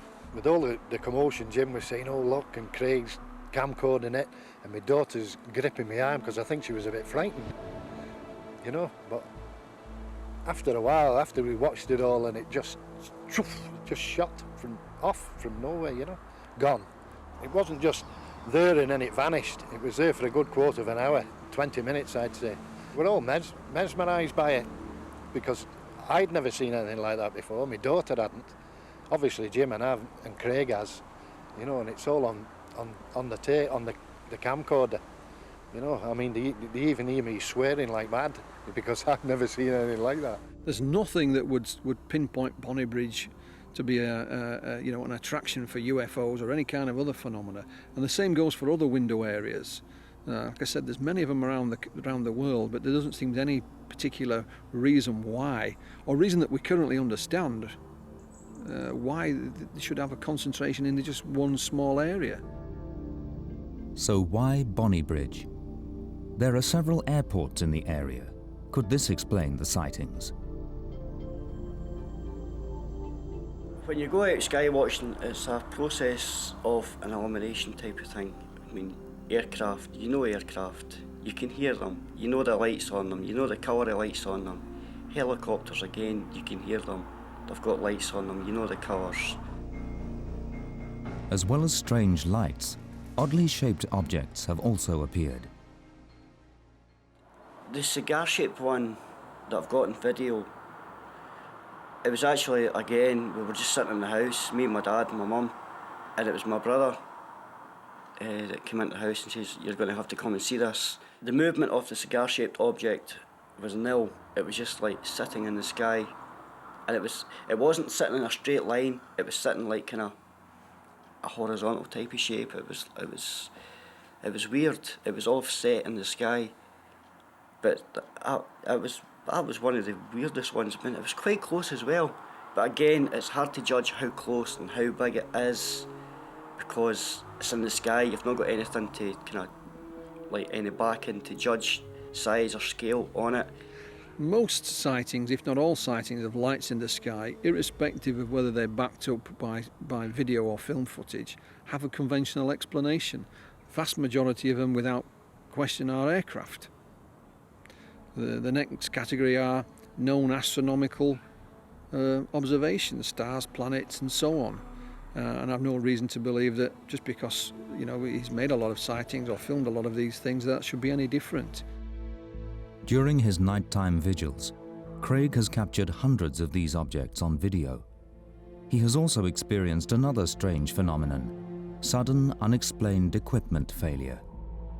You're trying to capture something on video that no one else is seeing, and you're intrigued to try and you push yourself to the limits to try and get this, but it's very difficult because it can be frustrating because you're standing there all geared up with your camera and everything ready to roll, and you start taking your pictures or your camcorder, and then the battery just goes bump, and that's it. There's absolutely no power in it, and it's happened several occasions, even with brand new batteries. The reason for the batteries going flat, I have no idea. It could be like power surges or whatever. I mean, I really don't know. I mean, it could just be faulty batteries, but I wouldn't say, like, maybe, I think it's possible like 10 batteries I've maybe bought over the years.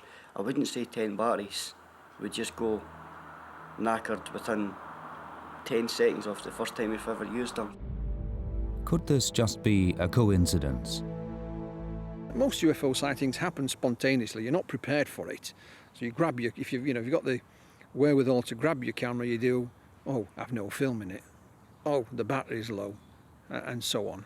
So, you know, you're putting two and two together and making five sometimes, but I think it's just because we're not prepared for it. And it's very easy to put a spooky atmosphere around this. And I just went to film it and my battery ran out. It must have been the aliens. Well, I'm afraid not. It's probably because you hadn't charged it beforehand. It's as simple as that. Strange objects can still be seen in the skies above Bonnybridge. Many people want to believe they are UFOs, visitors from outer space, or even top-secret military aircraft. Craig Malcolm continues to scan the skies with his camera, hoping one day to find and prove beyond all doubt the true cause of these events. Before the sighting, we used to see odd things in the sky, but you never took really much notice. You know, it's like talking to Craig and Jim what they'd seen, you know. And then the night that I did see it, it was unbelievable.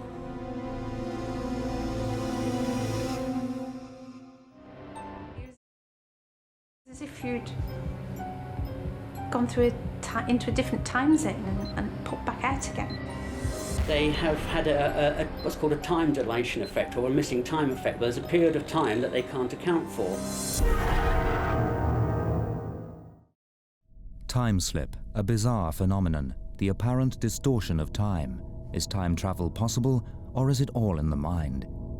Cultibragan training camp at Cymru in Scotland, and in the summer of 1993, home to Army cadet trainer Sue Underhill. It was the 8th of August, and the day was absolutely frantic. Everything that could possibly go wrong went wrong, and it was 2:30 on the 8th before we managed to get a book out at the guard room and get out of camp. I drove out of camp. I knew the roads fairly well. I'd actually recce'd the campsite.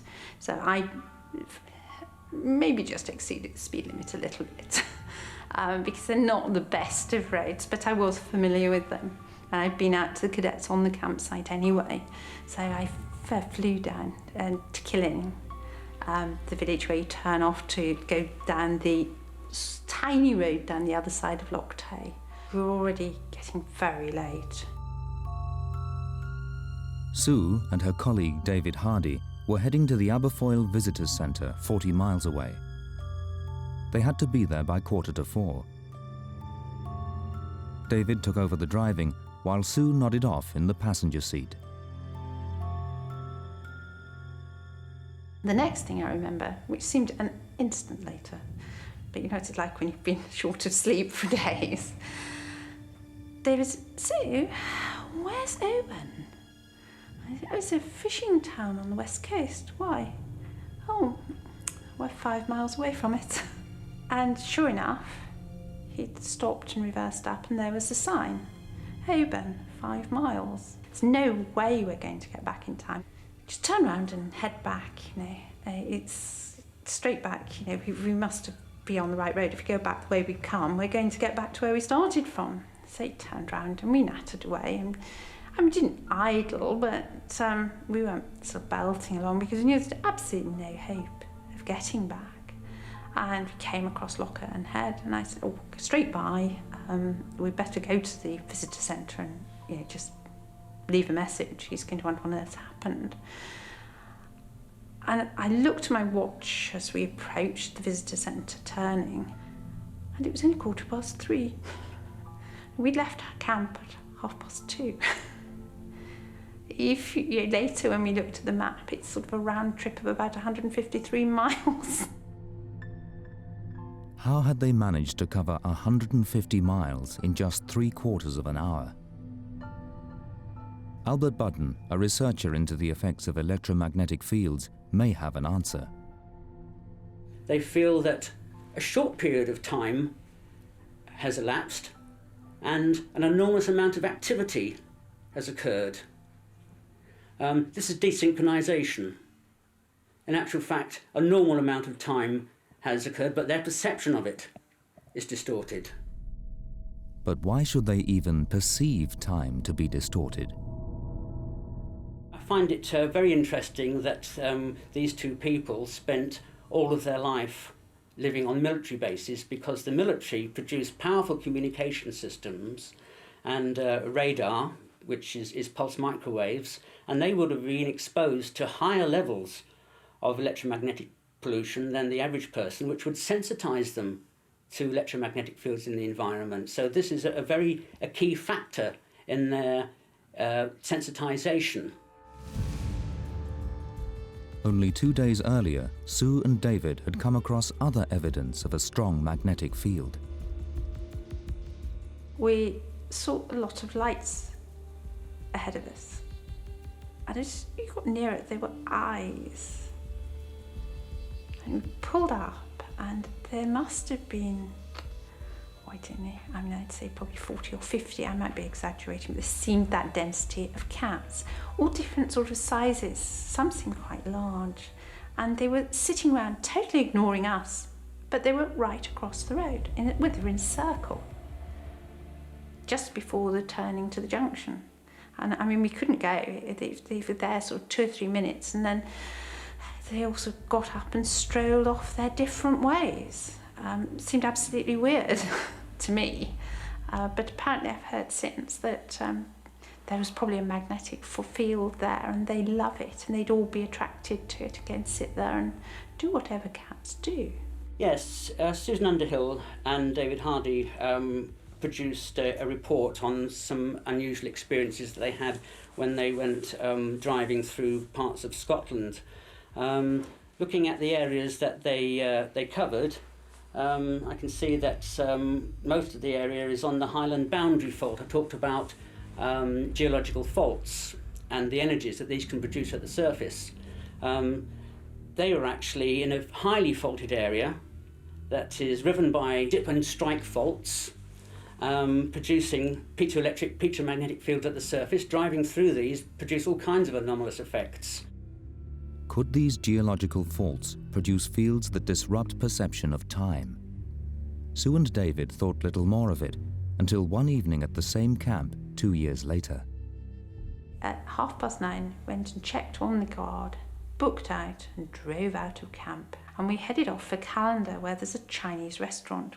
And we spent a good hour over a meal, I would think. I knew we'd left camp at 9:30 because of booking out. And we hadn't hurried to Callender. But I know as we left the restaurant, it was 12:15. And we set off, walked to the car, drove out of Callender, and it was one of those magical clear nights that you really only get in Scotland. And the moon shining down on Loch Legnagh was spectacular. I drew David's attention to it. Of course, when you're driving, you can't really appreciate these things quite as well. And I was still, I think, admiring the moon's reflection when David went into complete panic, jammed the brakes on, skidded the car to a halt, and there in front of us was our famous sign that we'd seen 2 years before. Oban, 5 miles. Somehow, they had arrived at the same sign over 70 miles away. But this time, as they drove back, they seemed to be on a different road they had never seen before. It was really quite spooky. And we seemed to drive forever and ever and ever. And eventually we came to a little village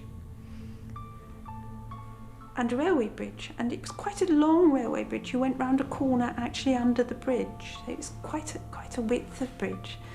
I'd never seen it before. The only railway bridge over that road had been demolished in 1965. As they came out from under the bridge, Sue recognized where they were. And as we came out to the other side, I realised we were actually at Loch Head. And David had gone past it. We had to reverse up because the turning wasn't like it should have been. It wasn't a big turning with your white lines in the middle of the road for sort of right turn and keep left signs and things. It was only a little turning with no white lines at all. And it was an old-fashioned sign. We thought it was probably a different road. I said, look, let's go somewhere we know. Let's turn down it. So we turned down and drove along, and we were beside the loch. The Loch Earn was on our right-hand side, so it had to be the right road. But there was sort of white painted fence down the road beside us, between us and the loch. The road hadn't looked like that for at least 30 years. There was still no sign of cars anywhere, no cars parked outside the houses or anything. It was quite really weird. And it wasn't until we got back to Comrie and to the fish farm, just as you turn into Comrie, that the streetlights were there and everything was, lo and behold, everything was just normal. Areas that they drove through seem strange and unreal. This is another effect that is also very well documented in the neurological literature called jamais vu, which is the opposite of déjà vu. Déjà vu is where something happens to you and you feel that it's quite familiar. Jamais vu is the reverse, where you feel that things are strange. Were Sue and David somehow seeing images of the past? Driving 70 miles back from Oban, they expected to get to camp in the early hours of the morning. But when they arrived, they found the gates still unlocked. And we drove back into camp, and David was really annoyed because the camp gates were still unlocked. And it is a rule that they lock the gates up at night.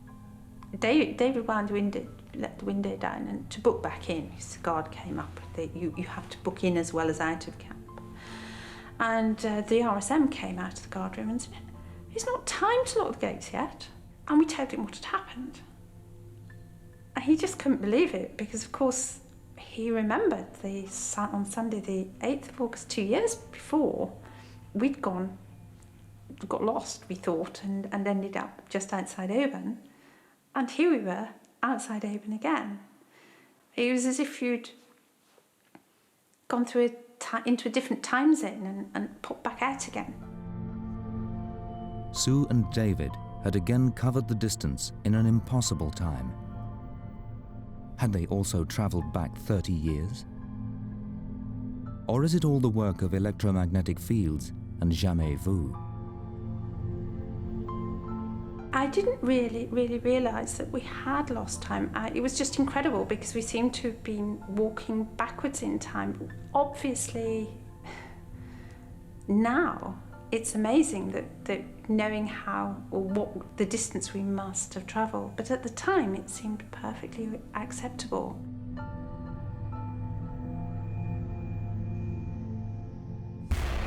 According to some of the witnesses, there was a close encounter of the third kind. It sounds like a B science fiction movie. It just does, but there they were. And they weren't from here.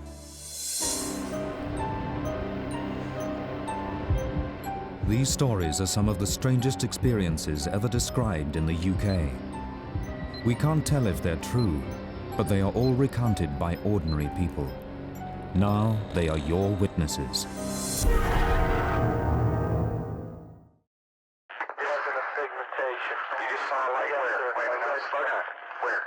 Right in this position here, straight ahead, in between the there it is again. This unique audio recording is of conversations between US Air Force soldiers and their superiors as they investigate a series of strange lights in the UK's most outstanding and controversial UFO encounter, the Rendlesham incident. Yeah, it's a strange, small red light. Looks to be maybe a quarter to half mile, maybe further out. Still getting a reading on the meter, about 2 clicks. Over 3 nights, up to 40 US Air Force personnel from bases in Suffolk saw strange lights nearby. There are many conflicting accounts and interpretations of what actually happened in the forest. Even those who believe that something unusual happened do not all agree. Former airman Larry Warren was one of the witnesses who came forward.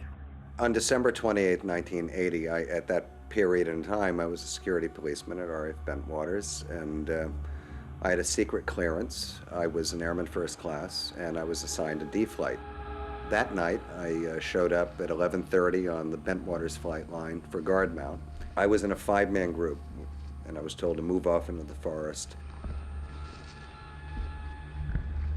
The big event took place on the night of the 28th and the early morning of the 29th of December. This is when the huge spaceship landed. It was about 30 foot wide and multiple colors, sort of spinning if you like, and there were about 30 to 40 witnesses in this incident. I think it's something other than the ground. I think it's something very large.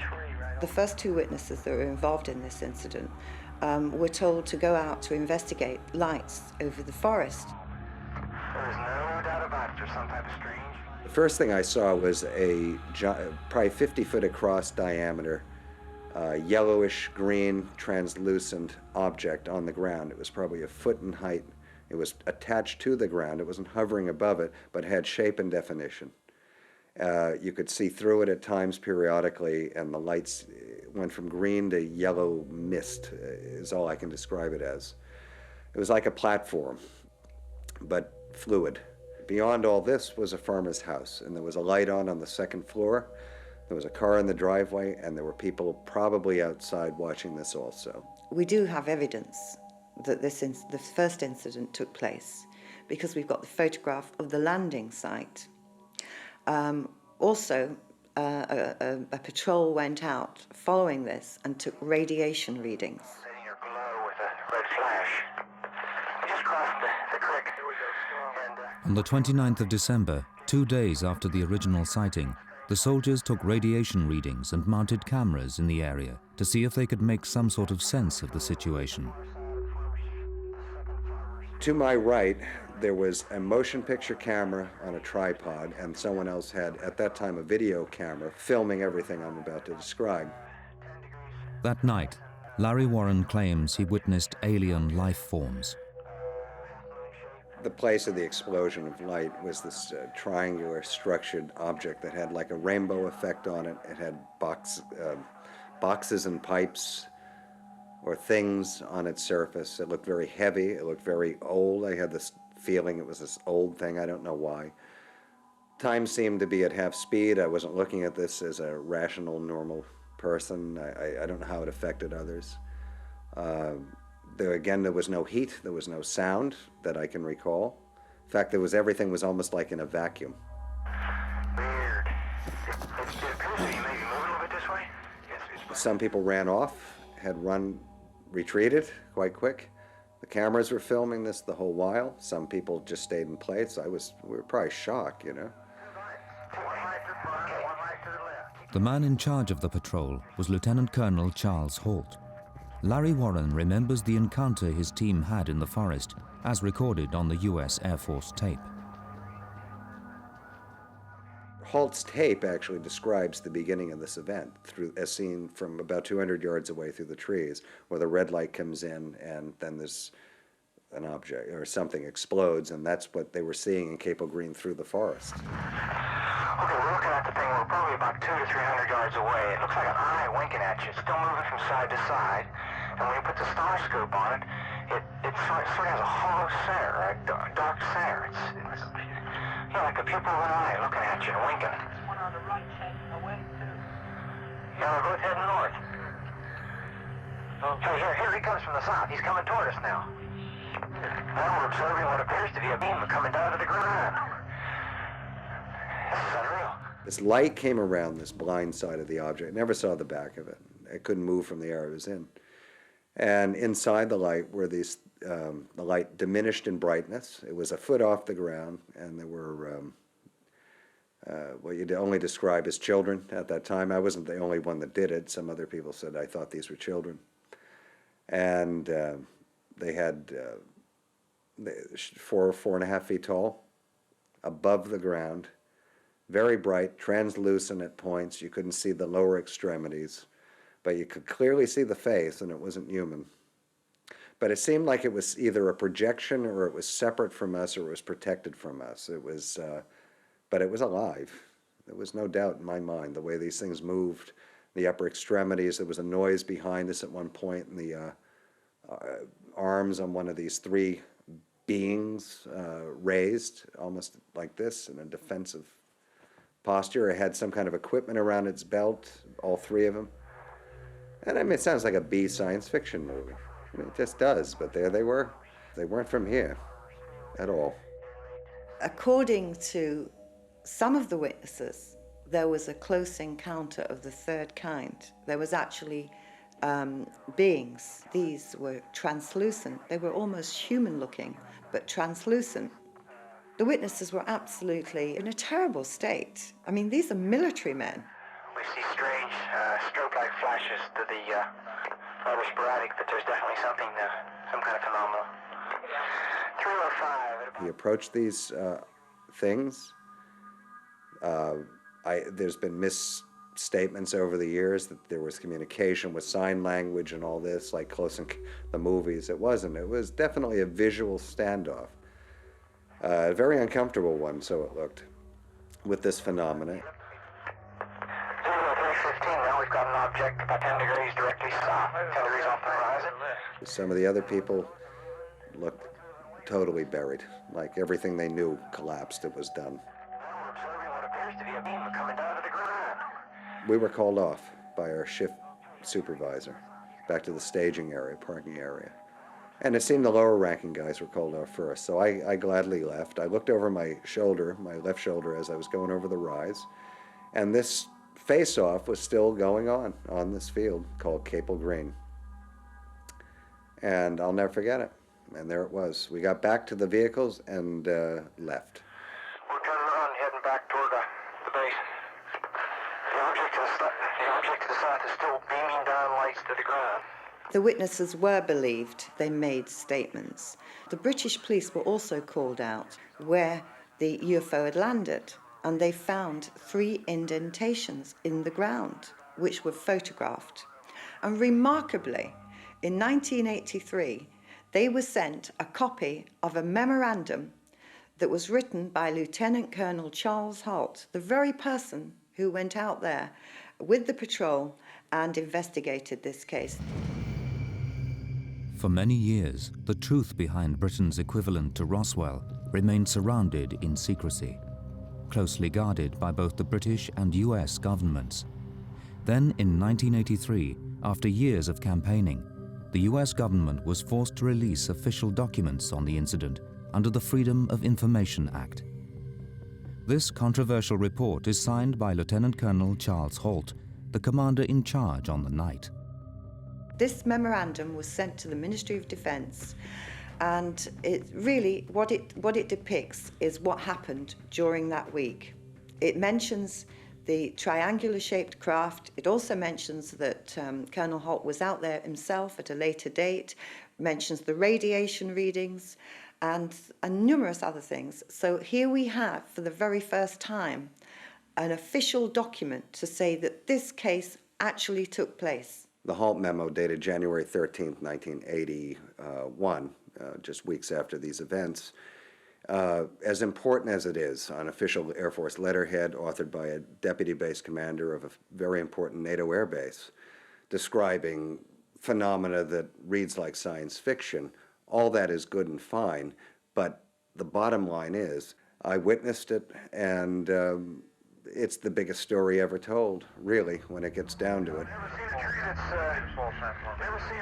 If this case was brought into a court of law, the testimony from the witnesses and the evidence that could be brought forward would bring this house of cards down in a matter of hours, and that I stand by.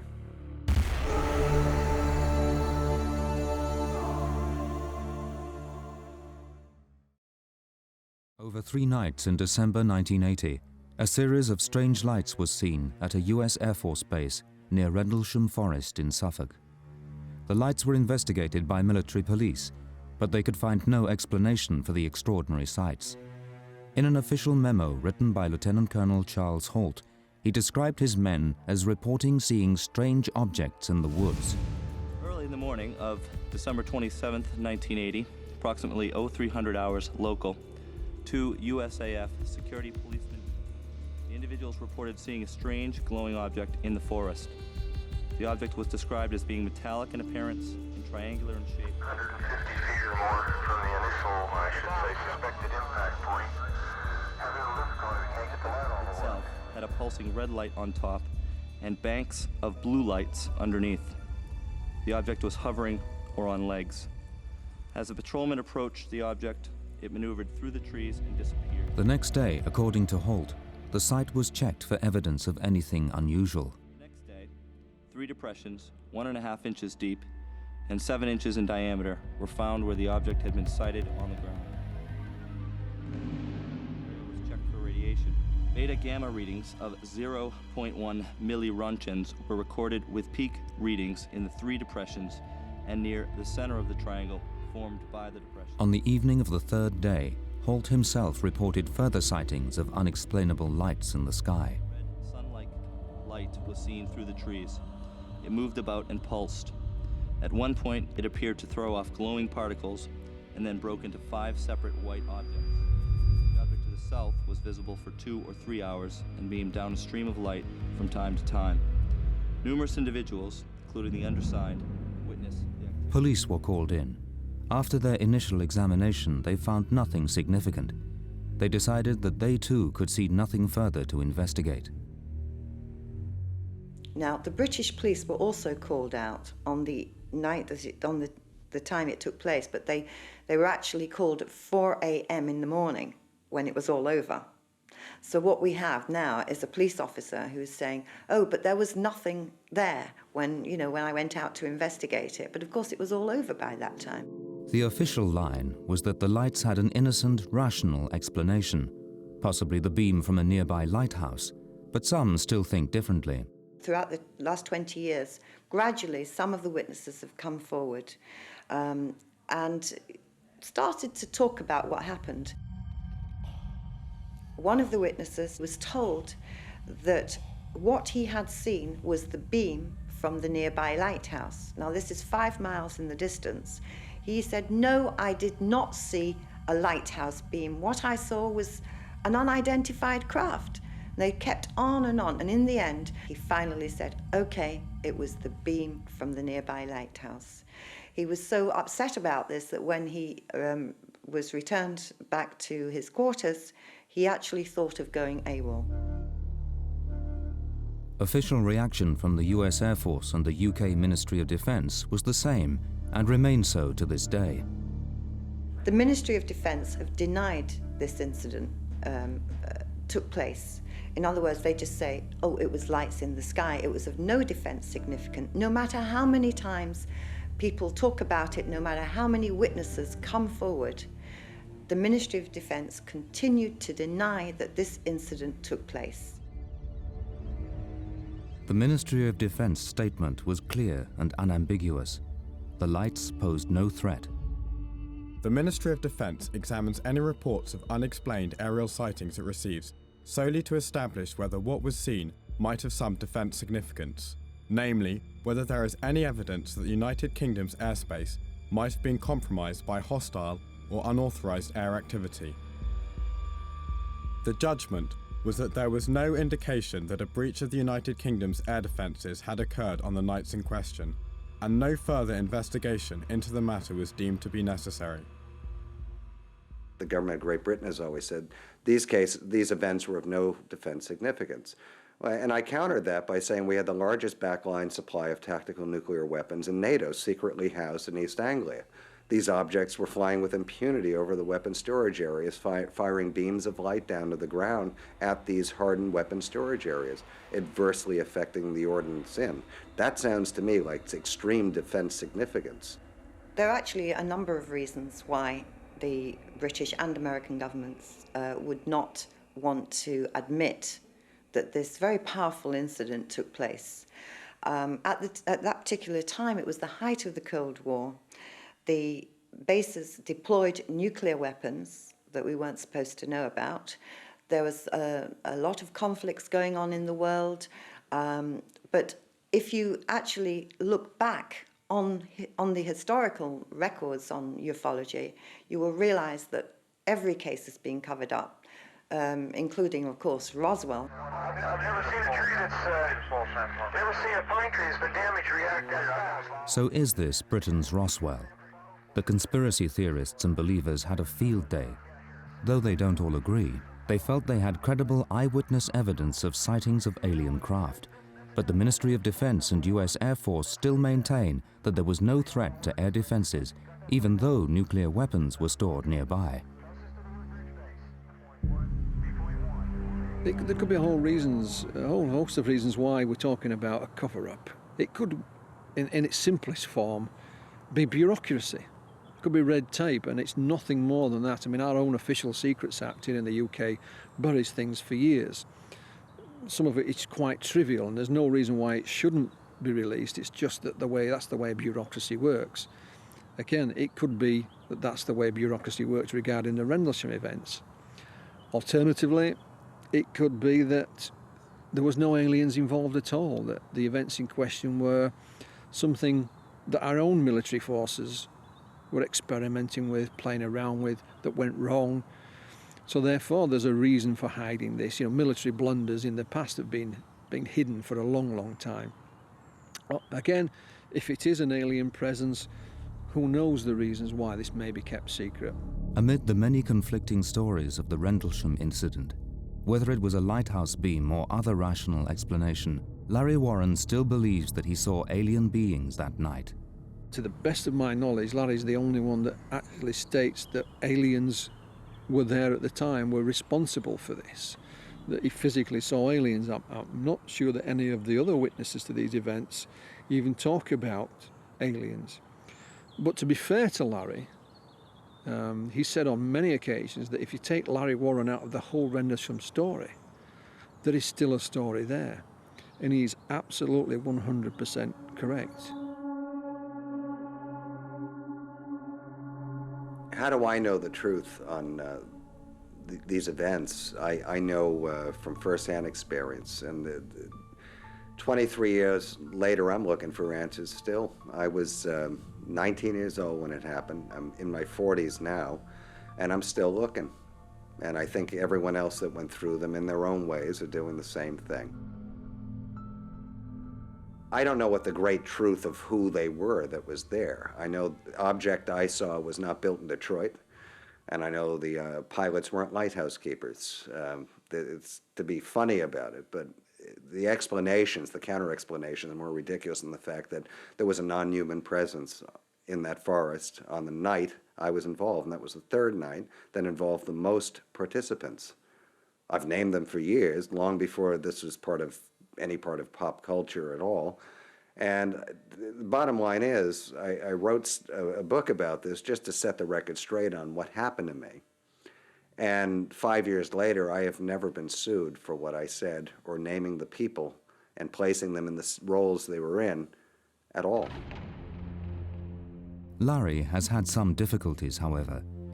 The US government temporarily suspended his passport, restricting his freedom to travel. I can look at myself and say that I'm the first person ever to be an alleged whistleblower, and I am a government whistleblower, to have his United States passport suspended officially, which does not happen. Our passports are given to us, and it's a matter of constitutional right, unless you're a convicted felon. I'm not. I had mine suspended for a year, and with the simple reason that I spoke about sensitive defense issues on public soil, and it took a former United States Attorney General under two presidents, Ramsey Clark, to get it back. Now, I can't think of any witness over the last 55 years in this subject that has had repercussions like that. Getting a definite heat reflection off the tree, about 3 to 4 feet off the ground. Yes, where the spot is, same place as the spot. 20 years after the event, the Ministry of Defense released documents relating to the Rendlesham incident. But this was not enough to satisfy the believers. There were more than 150 documents, but there were really only 12 documents that were very important to the case. Most of them were just letters from the public or letters from MPs. I mean, over the years, members of Parliament have asked questions in the House of Lords, you know, but still, the Ministry of Defence denied that this incident was of any defence significance. I had the opportunity to interview Margaret Thatcher in 1997. And of course, Margaret Thatcher was the Prime Minister in 1980 when this incident took place. I talked to her about military personnel, scientists who are now coming forward and talking about their encounters. She turned around and said, "You have to have the facts and you can't tell the people." Now, why can't I tell the people? Why can't the people be told? But if you think about it, does the government know what's going on? I mean, are they able to deal with this? What president or prime minister would want to risk their reputation by standing up and saying, "Yes, we have had contact"?